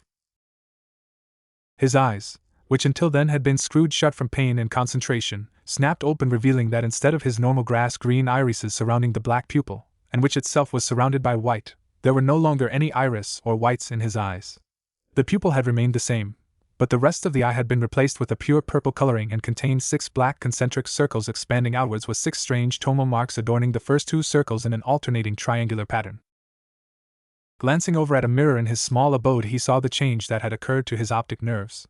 An enormous grin grew on his face, expressing the absolute joy that he was feeling. Nathaniel then clenched his now solid hand, one of the perks of his transformation, and looked out of the cave's doors to the rest of the worlds of the multiverse. Ah, my own flesh and blood. His final piece said, and his body returned to flesh. Nathaniel ran to the cave entrance and jumped into the air, taking flight before changing directions. What Nathaniel did not know, the one thing that had not gone according to his plan, was that his mother had suffered no challenges in the wake of her announcement. He had done his mother the disservice of underestimating her control over the residents of the island and overestimating their hatred of him. In fairness, perhaps he had not overestimating their hate of him, more underestimating their fear of his mother. As such, the meeting of the Amazons had lasted just a little shorter than he had thought. That small amount of time, however, was enough for a single Amazon to wander far enough in her rage to see the brilliant lights that had accompanied his resurrection. Ayala of the Amazons, one of the island's most accomplished warriors and expert hawkers, stood behind a small boulder that sat near the entrance of the cave and watched as her prince, who she and now all of the Amazons had thought dead, fly from the side of the mountain and take to the skies like the bird she tended to. Seeing his departure, she crept into the room, spotting all the things that the young prince had left behind. Countless small experiments littered the tables, and the ancient gem of Themyscira lay on the ground, its glow significantly faded but still strong. Ayala rushed forwards, grabbing the sacred gem and holding it close to her chest before running to inform her queen of the no longer deceased prince's actions. What Artemis did not realize was that the slightest sliver of chakra had wafted off of the stone, sinking into her tan skin and crawling under it, adapting her body to its power. Unlike Nathaniel, this body did not seek to control it. In fact, it did not even know of its existence. The small sliver of power chose this moment to make itself a new home. The gem still had the power to keep the Amazons young. It had simply lost the power of the bijou that had been sleeping within it. But the gem was boring and it didn't move. It simply sat on its pedestal for thousands of years, and the chakra wanted more. It wanted adventure, adaptation, life. Inside of Ayala, the chakra had found what could be considered a utopia. The Amazon was completely oblivious as the small spark of energy flowed through her body, subtly changing it to be more efficient, stronger, faster, more perceptive, and with far greater endurance. It condensed her muscles while growing more to increase strength, increased the density of her bones to the point where even superhumans would be hard-pressed to scratch them, let alone break them. Her eyes flashed a deep blood red from their normal amber as her sight and perception were increased. Night vision added, and her capacity to process information increased enormously. The red energy found the dormant chakra coils resting in her abdomen, producing enough to keep her alive but nowhere near enough to support them both. Merging with her body, her coils began to produce the red chakra of the bijou instead of the normal blue chakra humans would create. By the time she reached her queen and explained what she saw, the chakra had fully integrated with her and decided to explore. When Artemis laid her hand on the queen's shoulders as the older woman cried, it took its chance and jumped from Ayala to Hippolyta, changing her as it had the other woman and continuing on its quest to find some source of entertainment. Nathaniel was flying over the Atlantic, his new powers allowing him flight in the same way that Diana's godly blessings did. He was greatly enjoying the feeling of the wind blowing through his hair and the freedom that came with self-achieved flight. Where to next? He wondered, watching as the ocean flew past him as he traveled slightly over Mach 1. Scratching his neck as he came to realize that there were more than a few possibilities for his next destination. There are still a few loose ends to tie up. I can't have anyone knowing who I am. Perhaps he'd have to speak with Waller again. The damn vixen still owed him for his help early in his career. No, that woman's a too calculating, She'll make a good ally, but better to keep favors with her. Well stocked, I know. I'll visit her, it has been a while. Making a quick turn and heading straight for the North Pole, Nathaniel concentrated. Feeling his powers rise up, he opened his left eye, revealing the purple Rinnegan instead of his normal eye. The fabric of space and time tore as he concentrated on the person he wanted to go to, and before long a large hole in space appeared. Increasing his speed, Nathaniel sped through the portal and closed it behind him so as to make sure none could follow him. After all, what good was a vacation if you got called into work during it? This was the first time since her brother's death that Diana had set foot on her home island, and she still didn't feel comfortable being looked at by her people. Nathaniel may have forgiven them on his deathbed, but that didn't mean that Diana had to forgive them for everything they had done to him. Although with the recent information she had obtained through her friends in the Justice League, there was quite a bit that felt she should share with her mother. Egeria walked up to her, bowing slightly and beckoning her to follow. "Princess, I hope you are well," was all the greeting that Egeria afforded to her fellow sister. "I am fine. There have been no significant threats to the world that my team and I have had to deal with. If I may ask, why have I been summoned?" Her reply was cool as she addressed one of her brother's chief torturers. "I am not at liberty to say, Princess. Your mother will explain." The two climbed the steps of the palace, entering the throne room to see Hippolyta standing at the war table with the top generals of the Amazons. Diana's eyes widened at seeing them all here. If all of her mother's most experienced commanders were present, then it must have been something important. "Mother." She spoke clearly, and Hippolyta turned, her face changing from one of despairing frustration to happiness. However, there was also something else in her eyes that she had almost never seen in her mother's eyes: worry. "Diana, it is good to see you again, my daughter." The two women embraced, happy to see each other again. "Mother, why have you called me here? What has happened?" "It is your brother, Diana." "Nathaniel! What has happened? Which of our sisters has desecrated his corpse? I'll have them drawn and quartered." The Amazons around her looked on, shocked and incensed at their princess' mistrust in them, but also slightly disturbed by her anger and apparent brutality. "Nothing has been done to his body, Diana. It is his spirit that we worry for. There has been a development regarding your brother's after-death activities." "After-death activities?" Diana parroted back at her mother, incredulous. "Yes, my daughter. We believe that your brother has returned to life in the—" "What?" screamed Diana. "What do you mean he returned to life? Where is he?" Hippolyta moved to comfort her daughter. "We believe it was just yesterday. Ayala came to me claiming she saw strange red lights emerging from a cave in the northern mountains of the island and went to investigate. When she arrived, she saw Nathaniel covered in black seals and runes that crawled all over his skin. After that, he leapt from the cave and flew away into the sky. I have to go after him. I have to talk to him. It's been so hard this last month. I wanted to tell everyone in the world of what brother had done, but no one would ever believe such an outrageous claim. Where is he?" "We do not know. All we know is what Ayala has told us. Your brother emerged from a cave in the northern mountains covered in black ink drawings with a solid body of flesh and blood.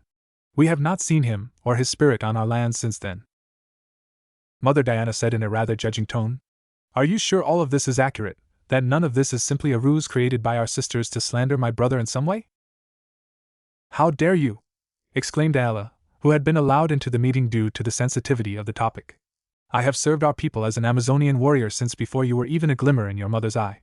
You believe that I would try to deceive our queen? When it comes to my brother, I have learned from experience the lengths that everyone on Themyscira would go to ensure that Nathaniel is not remembered as anything other than a stain on our so-called purity." "Enough," interjected the queen, forcing both Amazons to back away from one another. "Diana, I went up to the cave myself. I saw what was in there. Dozens of different formulas that could be used to bring the dead back to life, and none of them were without their own share of sacrifice and consequences. The reason you are here is that of all the things we found, there was almost nothing of any real value to locating your brother. Some instructions on alchemical solutions, a few magic spells whose origins we do not know of, but there was one thing." Hippolyta led Diana to the center table where there was a single note. This note was apparently important enough for him to encode. The positive side is that it appears to be similar to the code the two of you used when you were young to swap notes and cheat in your old classes. Diana looked down slightly bashfully as her mother gave her an amused smile. "However, because none of you managed to decipher your code, we have been unable to actually read the note. I am asking you to translate." Diana looked thoughtful for a moment before conceding, as she too wanted to know what her brother had left to say. The next few minutes consisted of Diana decrypting and translating using the cipher she and Nathaniel had together created, a little project he had made up to make use of their boredom in the endless hours of study time in Themyscira's libraries. When she finally finished the translation, she picked up the piece of paper with the now understandable text and began to read. Dear little sister. If you are reading this, then that means that my plan worked. I do not know if mother or your sisters have told you or not, but the only way they would have found this note is if I am alive and not on Themyscira. Before you give this note to mother, there are some things I wish to say to you before everything, and I ask that you not show this part to mother or our sisters. The first is something I want to make absolutely clear that you know, and that is that I will always love you. No matter what you do or what atrocities you or I commit, I will always be there for you as your older brother, so do not ever hesitate to contact me for whatever you need, even if it is simply someone to talk to. I hope that you can say the same for me. The second is the truth, because if anyone deserves to know the truth, it is you. It was me. It was all me. As you know, I gave Faust the amulet he used to conquer Themyscira, but that is not the end of my machinations. I am the one who gave Hades the idea to use Faust. I am the one who arranged everything that led up to and included my own death. I am sorry for the sorrow I have caused with my plan, and I could never apologize enough if I made you cry. When we meet again, we will have a long talk, I promise you that. Until then, goodbye, and I hope that no matter what happens next, you will not judge me too harshly. I am entitled to my rage. With love, Prince Nathaniel of Themyscira. P.S. Give me a call XXXXXXXX. Shaking her head, Diana finished the letter and was quite torn over whether to show the note to her mother or to keep her brother's secret he had trusted her with. On the one hand, Nathaniel's actions were treasonous to the highest point and should not go unpunished. On the other hand, could she violate her brother's trust after he had so plainly put his faith in her? And if she did betray him, would he simply see her as just another Amazon waiting to stab him in the back? Part of her told her that he would never simply cease trusting her. That his letter told her that he would always love and stand by her. The conflict came when the smallest voice in her head brought forth a little doubt. Will you become like them? Will you betray him? Deciding that the contents of the letter could be considered at a later date, Diana tore off the first piece and did as she was instructed, tucking it away in her bracelets, contemplating getting longer pants with pockets to replace her shorts. Walking out of the small room she had been given to work efficiently, she handed the rest of the letter to her mother. Dear Amazons of Themyscira. I am sure that this letter brings great dissatisfaction to all of you, but I am alive and I really must thank you for leaving the temple and the crystal completely undefended. It was very kind of you and it made my job so much easier. Now to start off this little letter, I would like to say fuck you, fuck all of you. There, now that we have that out of the way, we can begin fully. This letter is a warning to all the Amazons who live on this island that I will be back, and when I return, every single one of you will feel the despair and contempt that I felt every day of my past life. Know now that the next time you all see me, I will bring ruin to this island and everyone on it. No one will be safe and no one will be spared my fury. Forgiveness is not so easily given, nor is it earned with a few words and some kind gestures. It will take much more than that to convince me of your remorse, and unlike my mother, none of you feel any for my treatment, for my suffering at your hands. You all will continue every day to convince yourselves of your innocence, that my treatment was deserved and that you acted reasonably, so I too will be reasonable. Kiss the ground I walk on, call me your king and declare me supreme ruler of the Amazons. You will be my slaves for all eternity, and will follow my every order to the letter without a hint of resistance or hesitation. You will be my servants, my caretakers, my whores for all time, and maybe I will not raise the island and slay you all with my blade. If not, then I will gladly kill you all without discrimination or a care in the entire world. Now that my piece has been said, feel fear, feel despair, feel utter hopelessness, knowing that no matter what preparations you make, no matter what precautions you set, I will return for my revenge. Sincerely yours, the future king of Themyscira and the ruler of the Amazons, Nathaniel. Setting the letter down on the table, Hippolyta was so shocked by the words written by her son that she collapsed into her throne. She felt tears flow down her eyes as the feelings of despair that her son would soon force all of them to face overtook her. She placed her head in her hands and sobbed. Her boy, her son. She realized that her apologies would never be enough, but to think they had meant so little. Then she remembered that he had mentioned her remorse. Did that mean that there might be hope for her and her people? Diana was also in shock. His letter to her had said not to judge him harshly, but the price he demanded for his forgiveness and mercy were too high. The Amazons would never allow themselves to submit to a man in the way he wanted them to. They would fight to the bitter end, and Diana knew that if what was written in the letter was accurate, most, if not all, of Paradise Island would be rendered into a crater, and as a proud warrior of Themyscira she could not allow that, no matter how strained her bonds with her sisters were. The other Amazons were staring at their queen, who was sobbing into her hands on the throne. Normally, when some kind of outside male force threatened the Amazons, she would be the first to decree hostilities and prepare for war. Ever since the death of her mother by a male assassin, she had been especially hard on any male intruders to the island, even sentencing males born of their thrice-a-century copulations with sea vessels to be thrown from the cliff to the waters below had Hephaestus not interfered and offered to trade the boys for weapons. Now, instead of that strong-willed, capable, and fearless leader they had relied upon for many centuries, there was a broken woman who was wrought with hopelessness and sorrow. "My queen," said one of the council members. "My queen, what are your orders?" Now may not have been the time to ask the woman, however, as her anguish seeped from her thoughts on her son to her stance on their defense. "My son," she stammered through her sobs. "I am sorry, I am so sorry, Nathaniel." Diana took charge, seeing her mother so vulnerable and devastated was something she had never seen before. "Defend the island's boundaries, have extra sentries at all times. We must ensure that if my brother returns, then we will be able to repel him if we cannot find a way to defeat him." "Princess," said Philippus, one of generals and one of her mother's closest friends and advisers, "you do not truly believe that he could defeat all of us. We are Amazons, and we will not be felled by one arrogant man." Diana's temper flared as her sisters once more underestimated and insulted her brother. "Do not underestimate Nathaniel, General. He is stronger and better trained than most others on this island. He single-handedly defeated and killed the god of the dead himself, as well as defeating both myself, several of my compatriots, and even our queen. You would do well to remember just how dangerous your tortures have made my dear brother." Philippus narrowed her eyes at Diana, recognizing the blatant insult to her intelligence, and the reminder of the fact that everything that was happening with the prince was a direct consequence of their own actions. "Very well, I will ensure that our sisters know of the increase in security, and make sure extra defenses are established."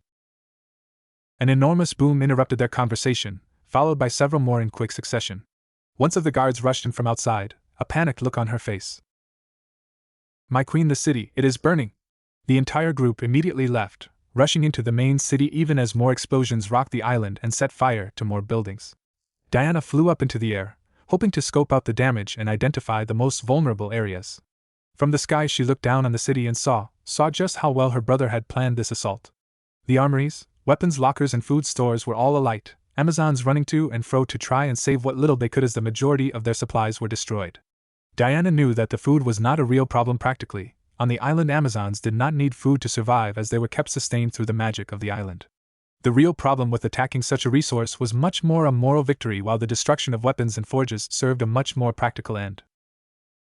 Staring down at her burning home, Diana began to realize just how bloody this war could become between her brother and her sisters.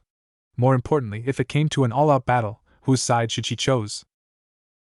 While Themyscira was burning, while the Amazons rushed to save their island homes, while Diana pondered the consequences of her brother's declaration of war, and while Hippolyta was trying to overcome her grief for her own failure on behalf of her son, Nathaniel was doing something quite different. Opening his eyes, he found himself lying sideways on a bed. Shaking off his drowsiness, he pulled himself from under the covers, exposing his muscled chest and toned abdomen. Nathaniel reached over to the bedside table, searching for his personal effects that sat atop a nightstand undisturbed. As he moved over to claim him, an arm reached over his shoulder, grasping onto his chest and pulling him back to the bed. The arm was long and slender, with skin an ashen gray that only seemed to add to the beauty of its owner. Her hand gripped hard onto his side, and long sharpened fingernails tipped with dried blood from when the woman's grip had punctured skin during the most passionate moments of their lovemaking. Her own strength allowing her nails to pierce his normally indestructible skin. Nathaniel's lover pulled him towards her before rolling on top of him, her naked body pinning him beneath her as her supple breasts pressed firmly against his chest, her legs entwined with his own and her arms moving up and down his body before coming to rest on him right above where her own body held his in place. "Leaving so soon?" she purred, leaning into his ear to nip at his lobe. "I'm not anywhere near done with you." A smile crept up on the Amazonian prince's face as he stared into the deep red eyes of his lover, the Amazonian daughter of Darkside, Grail. The tale of their meeting was one for the ages, a story to be written and reimagined for centuries to come. "Of course not, my love," he said. Taking advantage of her momentary weakness at the title, he flipped their positions. As they came to a halt in the aftermath of her surprised squeal, he had placed himself on top with her writhing beneath him, her wrists pinned above her head by his own larger hands. "I was simply checking to see if my little present for home had arrived." Leaning down, he sealed his lips to hers in a hungry kiss, fueled by passion and lust but containing a touch of genuine affection. Well then, she said, rising to sit up while he moved back to kneel to maintain eye contact, although the temptation to allow his gaze to wander down her naked form was oh so great. I hope you understand your responsibility to me, Nathaniel. You seduced me all those years ago, and so you will take as much time as I require to satisfy me. Nathaniel smiled deviously. He and Grail had started out as adversaries. The two of them had met long ago during his time traveling the world, the universe, and in time, entire multiverses. It had been in one of his forays into the upper multiverse that he had first encountered her.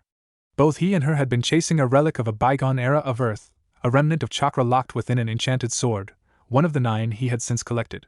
Suffice to say, he had come to blows with both Grail and her mother, Marina Black, over the blade, and had ended up stranded with Grail in some long-forgotten dimension in his own dark multiverse.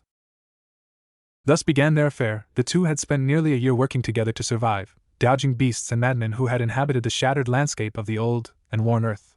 Somewhat ironically, they had ended up camping out in the ruins of that world's Paradise Island, waiting for Nathaniel to regain enough strength to rip a hole back to the true multiverse. Inevitably, months of near constant contact and teamwork had softened them to each other, though it had been a long and arduous journey. It had taken nearly a month before she would say more than 2 words to him without trying to slit his throat, and another 2 months more before they were able to have civil conversations. 5 months and they had become friends, and 2 months after that Grail had invited the prince into her bed. Their time as lovers living together had perhaps been the best of his life. A person who made him feel wanted, alive and fulfilled. Diana had done that in some ways, but there was a marked difference in the love of a sister and a lover. Grail was passionate, strong, independent, and intelligent, and her beauty only made her more desirable to him. Soon after their escape back into the multiverse above, they had made a habit of sneaking off from their adventures to engage in their lusts. Those nights of passion had eventually evolved into daytime meetings, modern dates leading to a deeper connection than simple fulfillment of carnal desire, and transformed into something far more meaningful. Oh, my dear. His voice was absolutely gleeful. You know I would never seek to leave you unsatisfied. Please allow me to atone for my mistake. He moved forwards, pinning her to the bed with his mouth, his kisses slowly moving from her mouth to the area just behind her ear, down her neck to her collarbone. He laid numerous kisses across her form until he reached the soaking expanse between her legs. Grail's head flew back, her hair laying itself all around her as she collapsed down onto the soft mattress, her mouth open in a deep, sensual moan as he serviced her. From his place, Nathaniel could only smirk. Everything had worked out, his death and resurrection, his letter back home, his little gift that he had left for the Amazons, and all the future gifts that would make their way to the island of his birth. Oh, Themyscira had a reckoning coming, and gods help anyone who tried to stand in his way. Meanwhile, across the multiverse, the old man watched on silently, observing the multiverse from his place, resting on its farthest edges. For so long the old man's 3 eyes had trained on different universes, looking for those two presences that indicated that his children were born again. How he longed for them to cease their endless combat, to put aside their need for bloodshed and dominion over the other. But alas, it was not to be, and his 2 sons, long since having forgotten what it was they both fought each other over, continued to fight. He had watched in grim mourning as his eldest son had purged the worlds of chakra, forcing not just his own world, but the entire multiverse of worlds to simply forget. However, he could not stand idle by and allow for all the knowledge he had given over the millennium to be lost. Small pockets were preserved, laid to rest where they could be reawakened, shared when the time came. Sadly, that time had long since passed, as mankind had lost its ability to mold the essence of life, chakra. Oh, his knowledge had been used. Most certainly, dozens of religions had taken his scrolls and formed their own ideas of the nature of chakra, some coming close to the original meaning, some so far off that if he still possessed the ability he would be laughing at the absurdity of some of them. What he had not planned for, however, was the knowledge that he had long buried being found by his own eldest son, the very being from whom he had hidden the knowledge from more than 13,000 years ago. But perhaps this incarnation would be different. If not, then Azura would be his last hope of stopping his older son. Themyscira. It had taken the better part of an hour, but the fires that lit at Themyscira had been extinguished, and the defenses ordered by Diana had been established. Now the princess looked on from the sky as her sisters moved around the damaged island. They still moved dutifully and quickly, but there was now something else in their gait: caution, suspicion, fear. All of those emotions were obvious to Diana from her place flying so far above them. She sighed. This was what she herself had feared. Nathaniel's destruction had caused a rift amongst her sisters, since many thought it impossible to organize and perpetrate an attack of this scale without the help of an Amazon within the island. There had been no evidence that even suggested that her brother had received aid from any of the Amazons, but the idea, and the strange comfort it brought was enough to cause the rift. Diana could actually understand that treason was a comforting if distressing option, but she knew that to her sisters it was better than the alternative, that Nathaniel had bypassed their already impressive security and orchestrated the attack without any aid and without a single Amazon even noticing his acts of sabotage until it was far too late.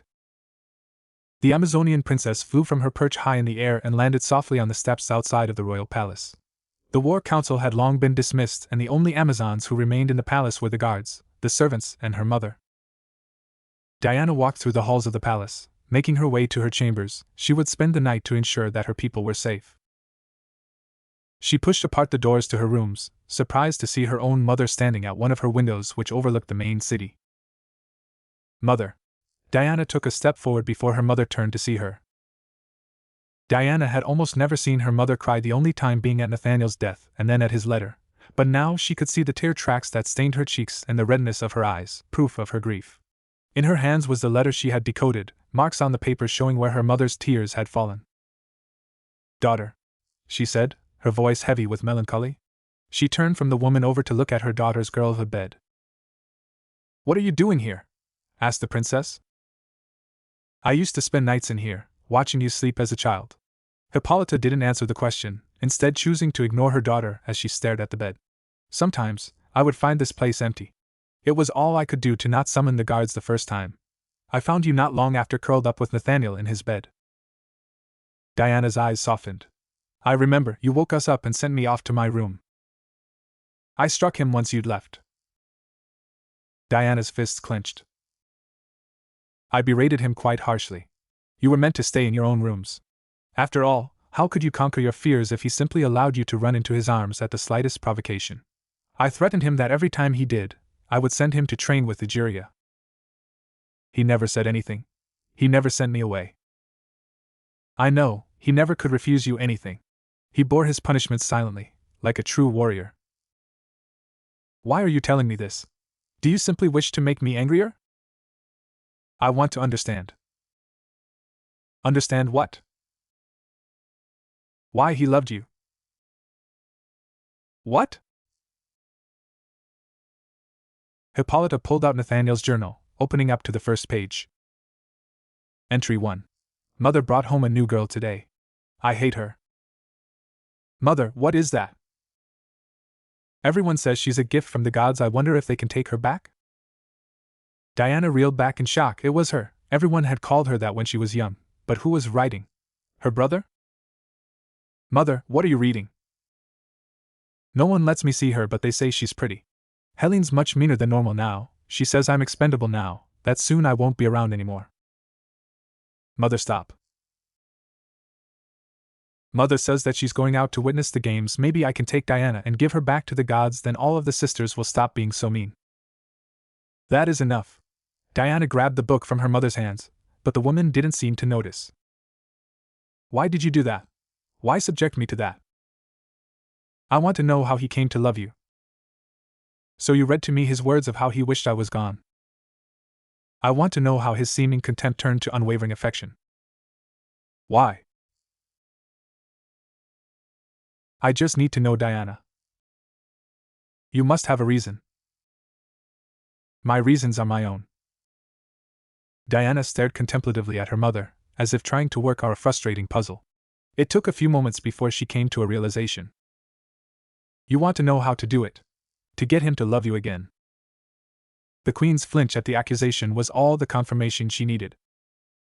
"Surely you don't think that brother is so simple?" "Curse it all, daughter. Just tell me." Wonder Woman stared down at the journal, seeing its sorry state. "I don't remember it myself." Hippolyta turned to her daughter as she sat down on the bed, holding the tattered book to her chest. "Nathaniel told me about it years later. It was my 10th birthday, you remember. I brought back a harpy's egg that year." Hippolyta smiled. She did remember. It was the beginning of a marked improvement in her daughter's training, but her son had been nowhere to be found at the time. "I had just defeated and beaten Electa and run from the arena. I ran for a long time, I don't even remember how long, when I came across Nathaniel training in the woods." The princess's eyes clouded over as she remembered that night. "He was remarkable. I remember think of nothing more than that I wanted to be as skilled as him, as graceful with a sword. I suppose I still have some lengths to go. You will get there with time. Hippolyta placed her hand on her daughter's shoulder. Diana shook her head. Regardless, I ran to him. I very nearly tackled him to the ground. I wept into his chest, like a child. It was the only place I could show weakness. I asked him why the other children didn't like me. He told me it was because they didn't understand me, that they were angry I was better than them and simply striking out at me because of that anger. He was right. He usually was when it came to us all. Go on. I asked him why he wasn't angry with me, why he wasn't mean to me like the others. He told me that he was at first. That everyone had called me better than him from birth. He'd been angry. Diana giggled. He even told me he planned to go to Olympus and return me to the gods. And then?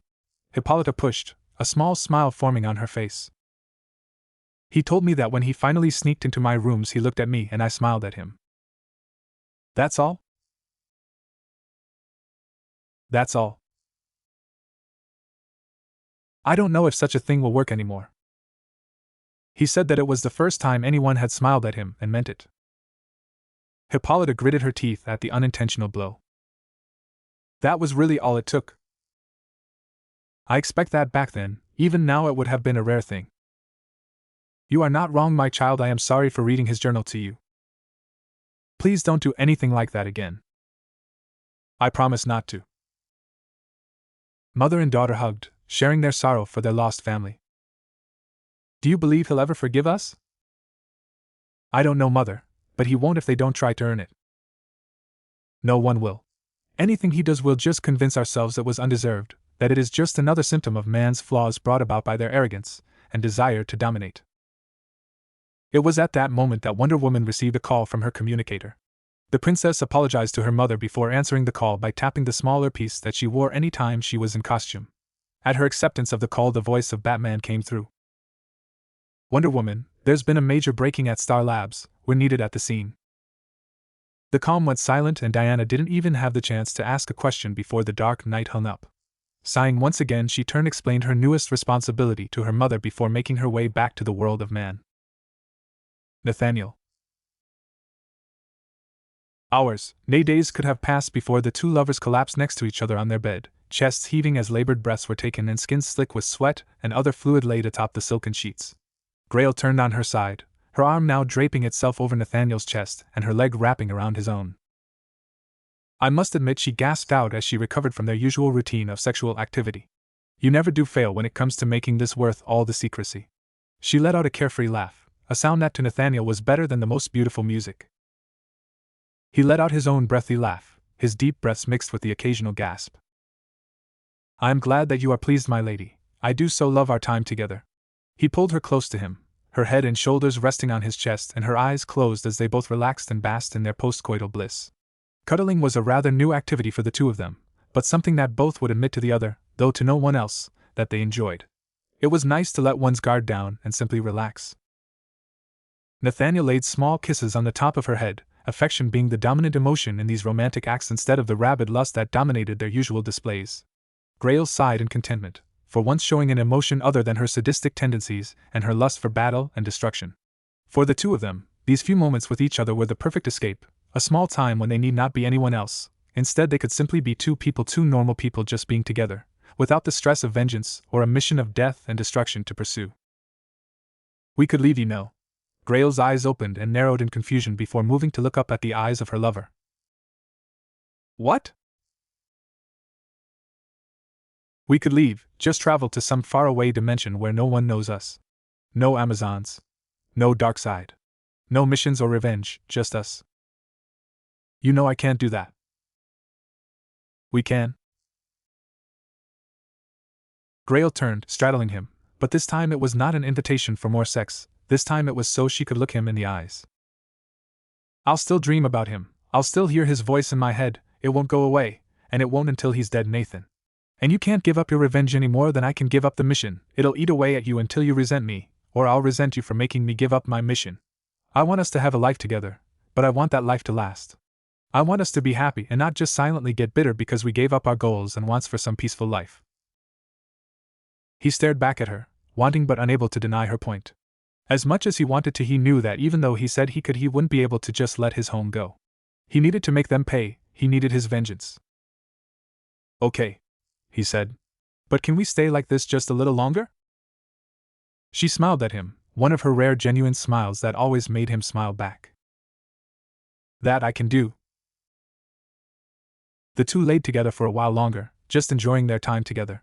But all too soon the world no longer chose to cease its restless plans just for the two souls to have their peace. Grail was the first to move, untangling herself from Nathan's side and donning her cloths and armor. Nathan moved slower but nevertheless left the comfort of their shared bed and pulled on his own trousers and shirt. Grail pulled out her mother box, and with a loud boom she was gone. Nathaniel stared at the place she had just occupied with a look of disappointment before his green eyes flashed purple once again and space bent in on itself. Using the residual energy of the boom tube his lover had just left, and he pulled open a portal. The distortion in space was a window into the greater multiverse, and now that he had the Rinne Sharingan, he didn't need to wait weeks gathering energy before opening portals. Pushing forward, he waded down through the multiverse until he reached the proverbial bottom of it. Taking that one last plunge, he descended from the true multiverse into the dark multiverse. Almost lost amongst the billions of worlds, he found his home Earth and pulled himself into its reality. The portal reopened in the middle of a large room on Earth -104, and Nathaniel looked out of the window of his penthouse apartment.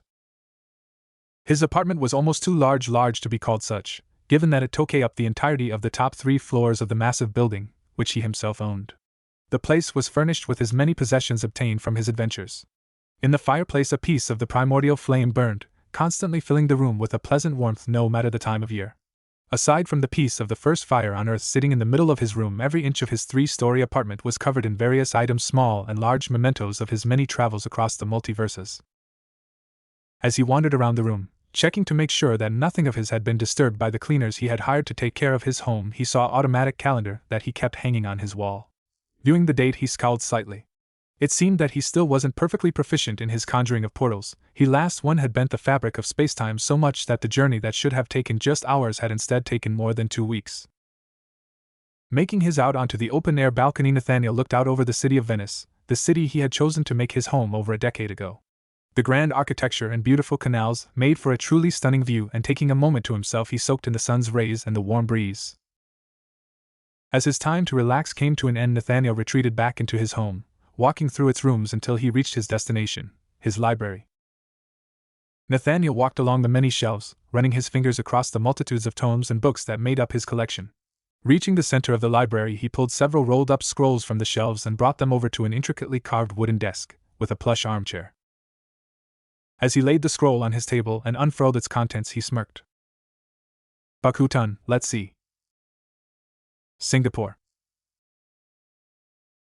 3 women looked out over a balcony, gazing in awe at one of the most magnificent metropolises in the world. Oh. My. God. Yes? Behind the 3 stood a man encased in shadow, his form hidden as the 3 women marveled at the city. How did you get this room? Asked one of the women. My job, said the man, pouring a glass of champagne, requires me to be on top of the world. What is it you do? She asked, looking over the urban cityscape. He hummed, thinking for a moment to give a believable excuse. I guess you could say I'm the son of a king. One of the women, a blonde-haired, blue-eyes beauty, turned to him. So you'll be king someday? She asked, her mind briefly wandering to gaining the man's affections and a seat on some royal court. Now that's an idea, Blue Eyes. Maybe I will be. He handed her the glass. Truth be told, my father, he appreciates faithfulness, but he ain't that kind of guy. She finished for him. The man smiled, and his teeth seemed to glow in the night light as he took off his obviously expensive jacket. Insightful. I knew it from the moment I laid eyes on you. And no, not really. My father gets around. Pisses his wife off to no end. The black-haired girl to the far right shifted her gaze but didn't turn her head. His wife, not your mother? Like I said, he gets around. And where he's gotten to now, I need to find out. You see, he's missing. Coming up behind the women, he rolled up his sleeves. The view is spectacular, no? One of the tallest buildings in the world. His words trailed off as he came behind the trio. It's like we can see for miles, said the black-haired girl. Miles? Said Apollo, grinning as he grabbed all three women in his arms, channeling his power through them. Ah! They yelled out in vain as they felt the power of the sun god flow through them. Why, my beautiful girls, you can see forever. Venice. Nathaniel panted heavily, letting sweat and moisture pour down his back as he dumped a bottle of iced water over his head. All around him his training room, made up of a small pocket dimension he'd created using his Rinnegan, there were signs of all kinds of damage. The earthen ground was distorted and warped, a nearby lake had had all of its water used and spread around the entire area, and the surrounding forest was aflame with a mixture of red and black fire. Lava slowly dripped off of a moderately large stone wall, constructed quickly to block a layer of superheated rock that had been sent at him. All around him the signs of a great battle being fought could not be ignored. But the man was alone, no enemies surrounded him, and no opponents remained. Whatever challenge he had been facing, it apparently had ended in his success. I guess Bakutan isn't a good counter to Yotan. The blast force just scatters the lava like shrapnel. I have to be careful about where it ends up falling, or else I end up stepping in a pool of molten rock. It's better than having a wave of lava cover you. Nathaniel turned to a figure that was standing apart from the scene of the battle. The man could pass for his twin, but was really just a clone. I have the Susanoo to take that kind of damage. Susanoo takes more energy than a quick Bakutan. It's faster though, and I don't have to deal with the lava scattering. True. Should we move on? No, I've gone over at least half a dozen Kekkei Jinkai. Time for a break. If you're sure. Permission to dispel now? Granted. The clone dispersed in a puff of smoke, leaving behind no trace he had ever been there. Nathaniel let out a slight groan as the memories of the last 6 hours of his training came to him, much like the others. The difference was that particular clone had been meant to watch the battle from a distance and analyze his performance with the newly studied bloodline limits he'd been practicing with. Gonna need to spend more time practicing control. Been forcing too much chakra into the techniques. I'll have to fix that. Nathaniel stretched his sore muscles and released a relieved sigh. Well, all in good time. Time, unfortunately, is not as readily available nor plentiful a resource as most would like. Standing at the entrance of a barn in rural Virginia, there stood a figure. Its features hidden by the cloak of peacock feathers with a matching hood drawn over its head. It moved forward silently, the footsteps making no noise as bare feet trudged across the sodden earth. Finally, once inside the barn, the being's legs came into view, revealing toned yet feminine features attached to a beautiful female form that, aside from the cloak, lacked any form of clothing to cover her modesty. Trailing behind her, the cloak dragged across the ground, and as the garment moved with the woman, weapons were left in her wake. Moving to the back of the barn, a wide assortment of tools decorated the back wall, and a hand reached out to grasp the old rusted sickle that hung there. Dragging her delicate finger across the metal, the rust and time was wiped away, revealing polished, pristine steel. Turning to the frightened animals that had begun to panic upon her arrival, she approached the 2 horses that stood in their stalls. Raising the metal, the beasts neighed loudly and fearfully before instantly they were silenced. The 2 horse heads fell to the floor, and from the bloody stumps of the dead animals 2 pairs of hands reached out. Grabbing the sides of the gory opening, 2 human forms pulled themselves up as if rising from water. In a small farmhouse not far from the barn, a man with blue-tinged skin and bird-like eyes peered out of a window, feeling the power that had made itself known at that moment. No, he muttered under his breath. Turning towards the other occupant of the room, he moved forward. Zola, we must leave now. The woman looked unmoved by the man's urgency, choosing instead to keep her shotgun aimed at his head. We? She demanded. Make that you, mister. I don't know how you got in here, but... Listen to me, girl. The man cut her off. They've come for you and your child. Who? Zola asked. Assassins. If we don't... Get out of my house! Zola yelled as she moved and opened the front door.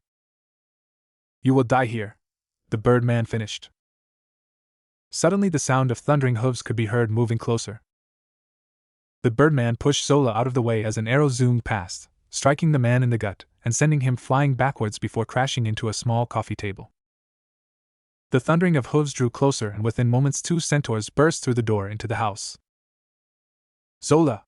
Yelled the Birdman as he threw the young woman a key. Grasping it, a flash of blinding light shone from her, and in that instant she disappeared. London. The blonde woman rematerialized in a rather modest apartment building, Laying on the floor, she looked around the sparsely decorated room and saw a figure laying in a bed. Walking up quietly, she reached out to lay her hand on the woman's shoulder in an attempt to rouse her, only for the arm to shoot out at the sudden and uninvited intruder. "What are you doing?" asked the woman as she hoisted up the smaller female.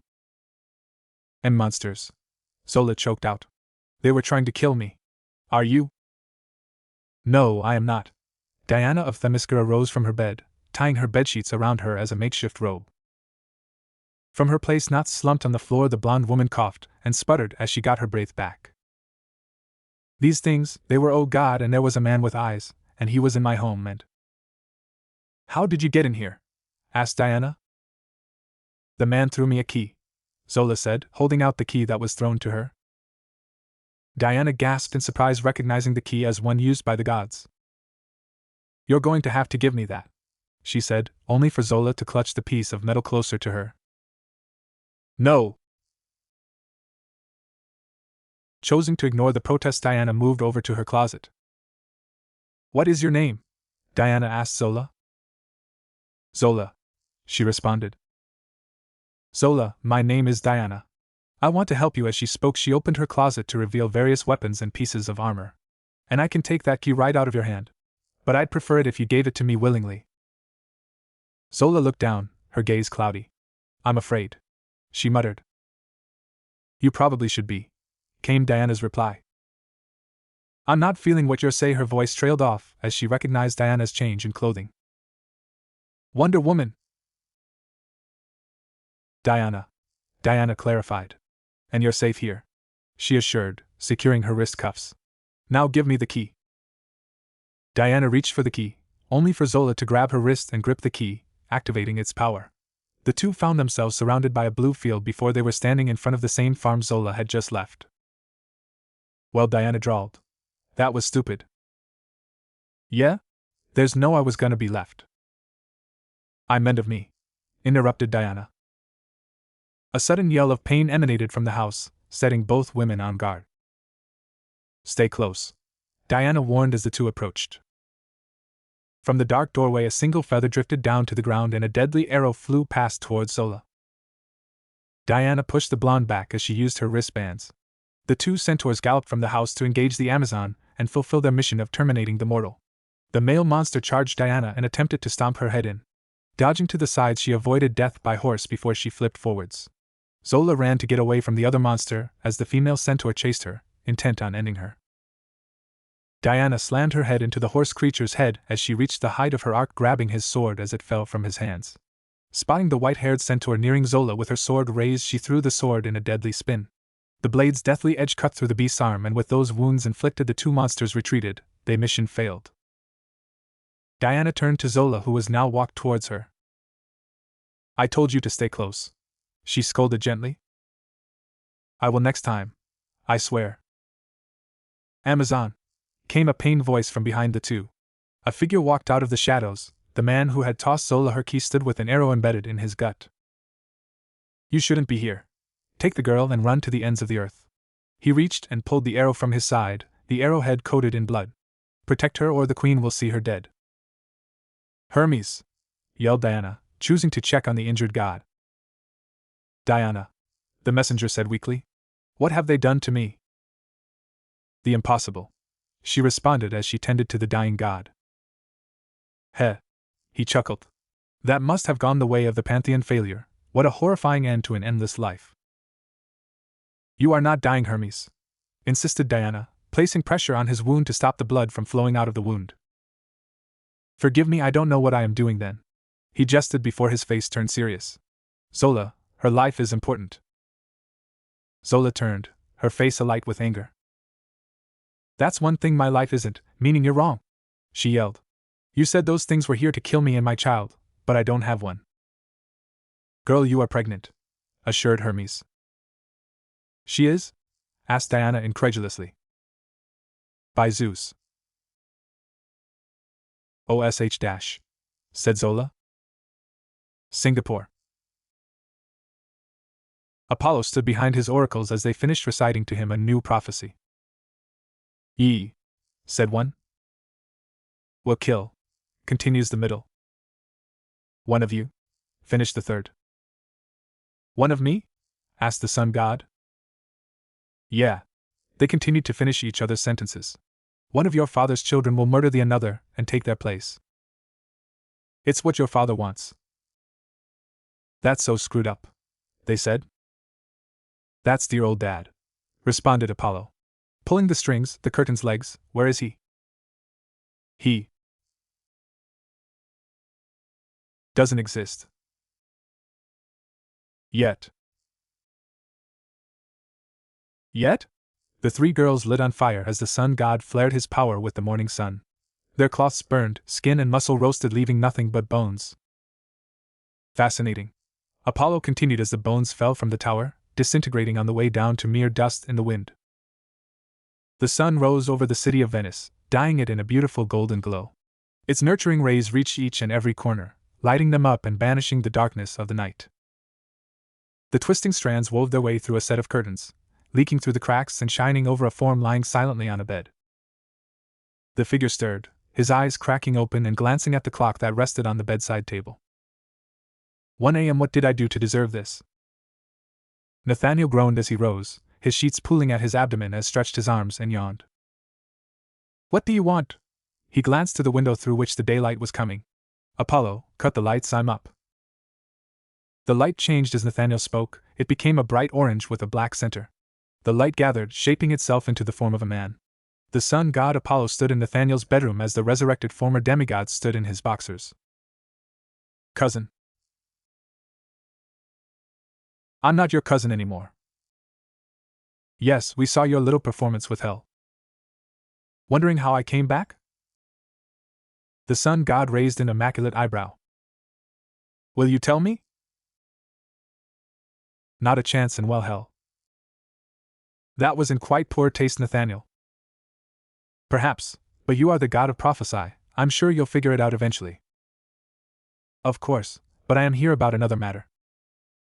The matter of Zeus' children. You know. It was not a question. Nathaniel smirked at his once cousin. It's not hard to hear about, your oracles are quite loud. Apollo narrowed his eyes. Do you know anything concerning it? Nathaniel raised one of his eyebrows with a curious look. Why would I know anything? Apollo walked over to a bookshelf standing close to the window.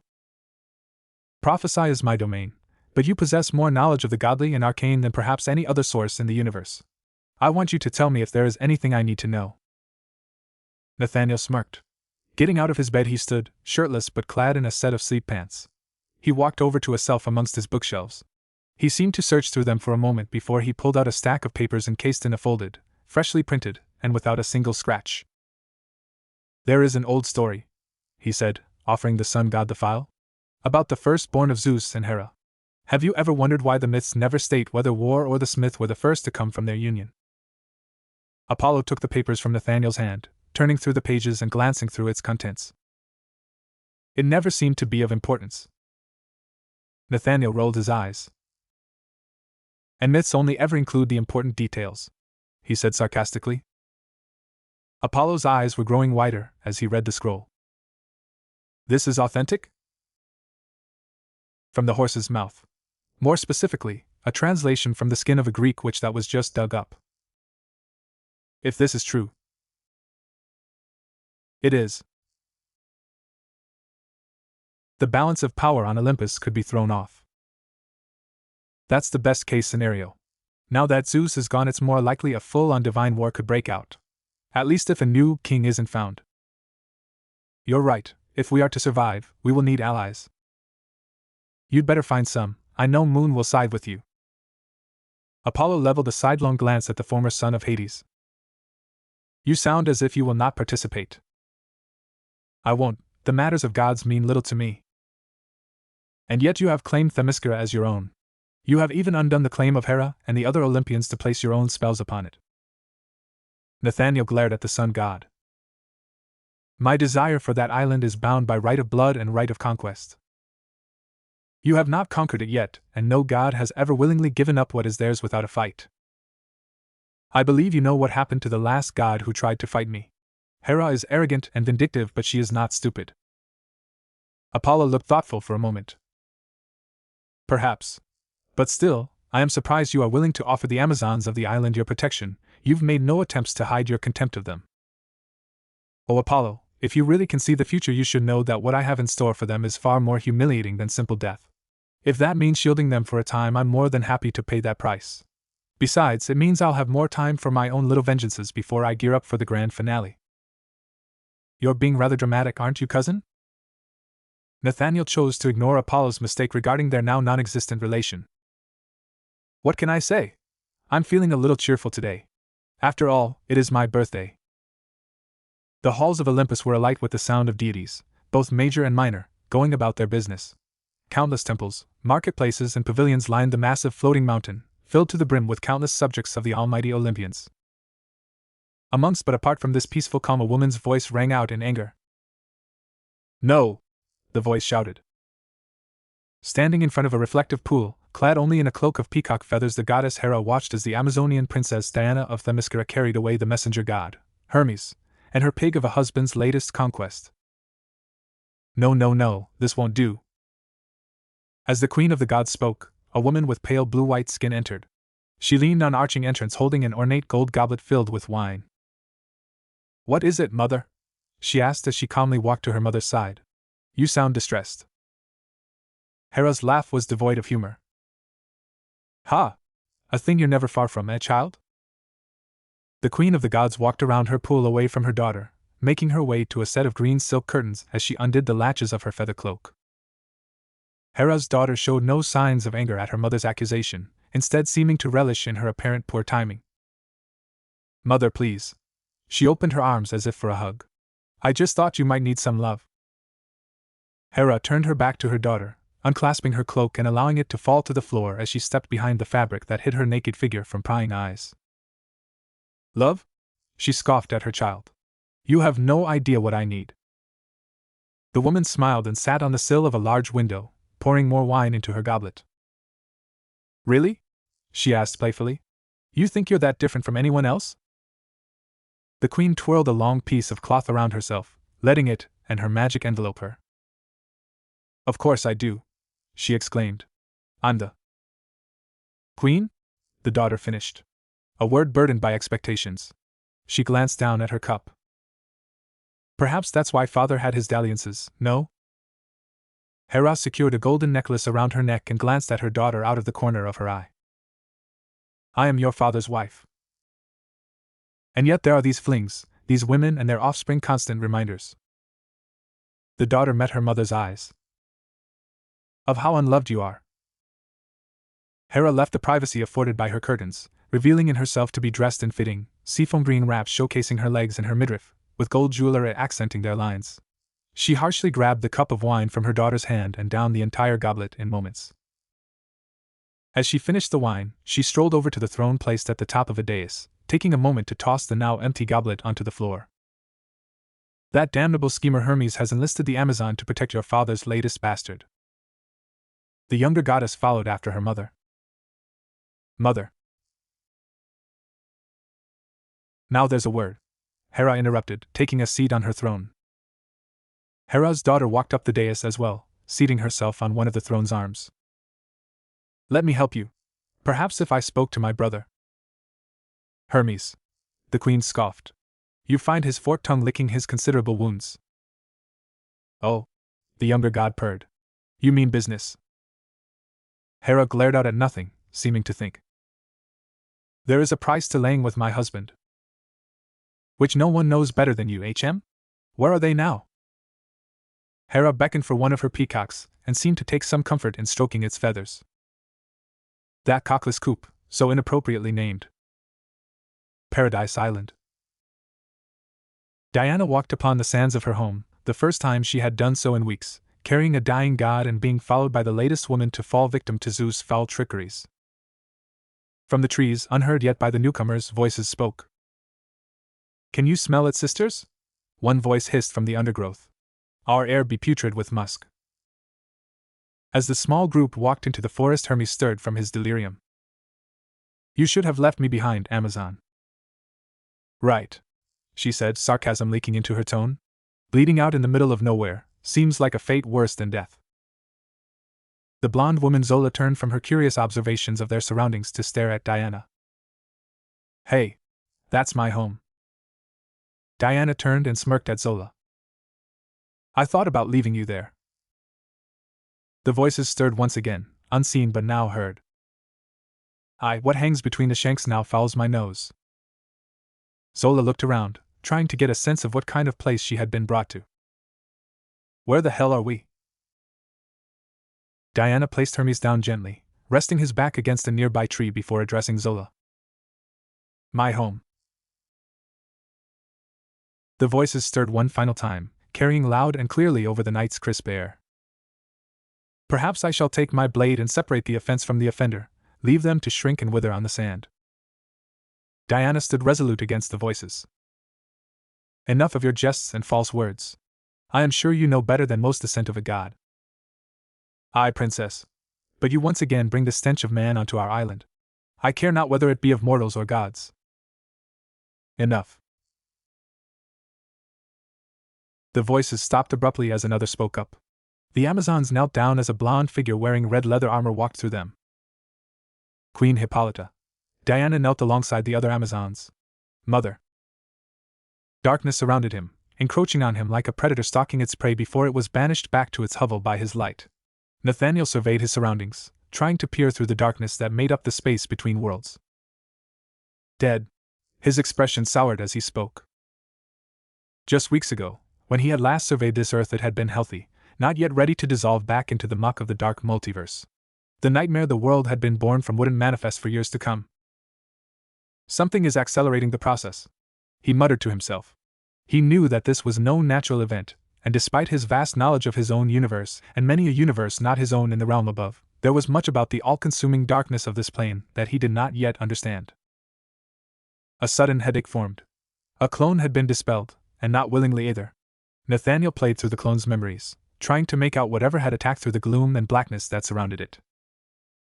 Another clone's memories assaulted his mind, once again attacked by a creature of the darkness.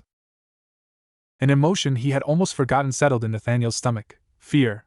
Whatever this thing was, it was dispatching his clones with an ease that was frightening. Granted, one solid hit could dispel them, but with their speed and his plethora of ninjutsu and genjutsu, there should have been some exchange of fire. The memories of 3 more clones flooded his mind. The 3 had tried to investigate the disturbance and find the culprit of the attack. Thankfully, this time they had managed to get some idea. As one clone was attacked and destroyed, the other 2 had managed to light up the darkness with fire and lightning jutsu respectively. The creature had quite obviously not enjoyed that, as mere moments later another clone had been impaled on blade-like fingers. Perhaps the only good news was that with the last of its chakra, the final clone had inflicted a wound upon the hellish beast. A senjutsu-enhanced storm technique had struck the monster full force, causing a momentary retreat and eliciting a pained cry from it. That triumph had not lasted, as in the same moment the last clone dispelled from exhaustion. Nathaniel raised his hands and formed a cross sign with his index and middle fingers on both hands. Tajikage Bunshin no Jutsu. Instead of smoke, 100 clones simply phased into existence. Find the beast, flush it out, and direct it towards me. Roger. The clones spread out in groups of 10, flying off into the darkness to hunt their quarry. Finding himself alone once again, Nathaniel waited patiently, taking the time to flex his powers. If he would be engaged in battle against such a powerful foe, he would need to be ready. The silence was eerie, the lack of sound only adding to the darkness' effectiveness at unnerving him. When the quiet was shattered, it was like flipping a switch. One of the clones in one of his scout parties dispelled, letting the rest know that the beast had appeared. The remaining clones converged behind the beast and formed a barrier, stopping it from attempting to escape. Nathaniel himself flew through the dark, heading towards the ring of chakra manifestations at top speeds. He arrived in moments, and was greeted with a sight to behold. The first set of clones had obviously not gotten a good look at the beast, nor had they seen its reinforcements. Flying through the darkness with an ease that almost scared him, a dozen forms flew through the darkness. The clones were holding valiantly, but they had been sent to deal with a single prey, not the multiple that they had encountered. Already Nathaniel could feel dozens of memories flooding his mind as his enemies tore through his sentries. Taking a moment, he gathered his chakra, merging his own power with that of the ever-growing Bijou locked inside 9 cages within him. He opened his eyes, showing off a Rinnegan eye with the telltale tomo marks that represented his power. Susanoo. The cry was accompanied with the sound of releasing energy, as all around Nathaniel a massive warrior garbed in armor appeared. He'd seen in visions what the Susanoo of previous Indra had looked like. They'd taken forms closer to the armor of samurai or shogun from the Sengoku period of Japan. His own warrior was different. Unlike their distinctly Asian forms, his own Susanoo looked more like an ancient Greek hoplite.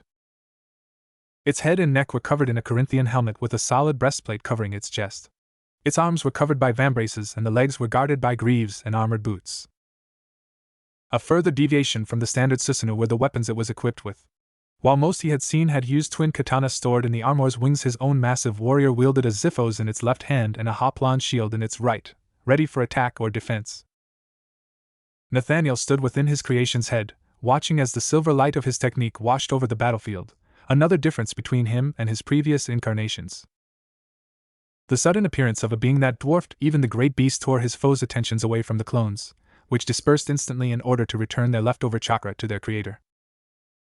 Whatever you are, Nathaniel said into the darkness, staring at the beast and its comparatively tiny minions. Die. He swung the sword, sending out a wave of silver energy towards the monster. The creature recoiled slightly, perhaps in fear or perhaps in preparation, as the attack quickly closed the distance between the two. Nathaniel's face morphed into a smirk of satisfaction. Maybe he'd been too cautious in dealing with the threat. The Susanoo was simply overkill. The monster let out a shriek, vibrations and sound crashing out like a tidal wave. The wave of terrible sound slammed into the burst of chakra, scattering his attack a moment before it slammed into Nathaniel's armor. The prince covered his ears as the sound tore at his very being. He could see through the one eye that he had opened that his technique was coming undone. The edges of his armor were fraying and leaving him vulnerable to attack. The creature's minions were unaffected, it seemed, as they rushed through the barrage, seemingly without taking any damage. One of them landed on the head of his Susanoo, bringing down a trident and piercing one of the warrior's eye sockets. Others attacked the various chinks in his armor, hitting him with strength rivaling Kryptonians, speed equaling Flash's, and ferocity matching the maddest of beasts. The noise died down and Nathaniel was once again able to concentrate his power. The broken pieces of his armor repaired themselves and the little warriors were pushed back into the darkness. Nathaniel looked around for the beast's minions, or perhaps its masters? It mattered not. Nathaniel took his brief opportunity to rush the winded monster. His ziphos cut a deep gash into its side, forcing an agonized roar from it. Its talons scrapped over his armor, cutting through his protection and forcing Nathaniel to retreat. You reek of power. Nathaniel looked at the monster in shock. Had it just spoken? You are of the darkness, but you have been touched by the light. I can smell it on you. Nathaniel tensed up. He didn't know what this monster was, but he didn't need to be an expert to know that anything that could survive in the darkness of the lower multiverse was not a good thing. And you are purely of the darkness, he retorted. You are a creature of wrath and anger. Oh, the creature laughed. You know of me, but I cannot say the same of you. You are not one of my knights. You are not one of my 51. Who are you? Nathaniel's eyes widened. This creature had more of those minions. He was sure those others were its minions and not Master's 51. Maybe more? He didn't know, and he was never comfortable with not knowing something. I am of a world within this darkness. It escaped before it returned to the muck of this plane. The creature laughed. Impossible, nothing survives in the darkness. Where is your earth? Nathaniel inwardly cursed but showed none of it on his face. He'd need to be careful, not make a story open to loose ends. I traveled to the realm above. He was interrupted as the beast rushed him, his hoplon rising just in time to block its claws. Impossible. It rasped. Nothing may cross so freely between the multiverses. I know, I have tried. I have found a way, Nathaniel said. He pushed the creature off of him. I cannot yet bring others, but I can move between the realms of reality. He was lying somewhat. He could bring others with him. It was, after all, how he'd convinced Grail not to keep trying to kill him when they'd been trapped in the dark so long ago. But he wasn't going to tell this thing that, especially now that it seemed to have a fascination with reaching the upper multiverse. Then you are useful, said the creature. You will join me. What do I get out of it? You will keep your life. Do not threaten me, I'll kill you. An evil chuckle was the monster's only response. Very well. Perhaps instead I can interest you in a new world, a world above? Nathaniel's eyes narrowed in suspicion. Go on. Dagger-like teeth gleamed in the silver light as the creature smiled. I'll give you a world from the multiverse above, any of the worlds, to remake as you wish. Just aid me once we get there. I thought you could not cross the threshold of the other realm. Not myself. But with just a little push another can be persuaded to accomplish the feat for me. It sounds interesting, I'll think on the offer. Very well, when you chose to join me, come to the center of this multiverse. Understood. Good, you seem to follow orders well enough. Nathaniel gritted his teeth, already annoyed by the being's rather casual dismissal of him. And your plan? He asked his new ally. My own, it's none of your concern. I feel it is. I don't care what you feel. Should you earn my trust, you'll be informed. Until then, you'll do your part, as I decree it. Now tell me, boy, what is your name? Indra. An interesting name. Not so much where I'm from. Very well. The creature turned away, moving to once again surround itself in darkness. Wait. It paused in its retreat. What is your name? Ha, you didn't know? I didn't. Then you are not as clever as I thought. You may call me the dragon. The dragon retreated back into the darkness, slithering quickly through the morass of gloom. Nathaniel tracked the dark and wicked power as long as he could. By the time it had disappeared beyond his ability to sense, he could tell that it had passed at least a dozen Earths. Once it was out of his range, he cursed. He cursed in 1,000 languages found across 100 universes. It was some time before he finally managed to gather himself and stop spewing profanities. Now I'll have to change plans, he thought. I need an Earth, one I can use and one that hopefully is deserted. Nathaniel looked down at the desolate wasteland that was the Earth below him. Maybe. Taking hold of his power, he descended down into the dead universe onto the dead Earth. Touching down, Nathaniel placed his hand onto the black dirt that stretched out as far as the eye could see. He closed his eyes and focused, trying to sense the power of chakra lay dormant within the universe. His eyes snapped open and he quickly withdrew his hand, a massive grin forming on his face. The world had indeed ended, consumed by the darkness, and ready to dissolve back into the primordial soup of dark creation, but it seemed that through that connection he could access that power. The pure, untarnished power of that formed all universes. Nathaniel smirked. With that kind of energy source, he'd be able to proceed with his plans months ahead of schedule, perhaps even years if he could milk this without the dragon or anyone else finding out. He could tell that the beast was a creature of destruction, and though he had entered into a tentative alliance with it, he didn't want to have it try and undo his work. Thoughts flashed through his mind. What kind of precautions would he need to set? Could he hide the entire universe from the dragon? Would he need to? For the time being, he'd allow his paranoia to dictate his actions. Better to be safe than lose a literal world of possibility. His face setting into a concentrated mask, he placed his hands once again into a familiar cross shape. Tajikage Bunshin no Jutsu. Instead of the small 100 clones he had made before, infinitely larger numbers of copies appeared before him now. Tens of thousands phased into reality. With more than a few taking meditative positions, the rest turned to him, waiting to receive their orders. Create the seal arrays around the planet, hide it and this universe from the dragon and anything else that might interfere. After that, use the natural energy to grow the tree and the Gedo Mazo. Small amounts of red chakra oozed from Nathaniel's form. 9 in total, separating off and being handed to 9 separate clones. And feed those with the chakra of this world. I want them powerful enough to feed the Jubi by the time I return. If the schedule advances beyond our predictions, one of you dispel and inform me. Understood? Roger. The clones chorused back in unison.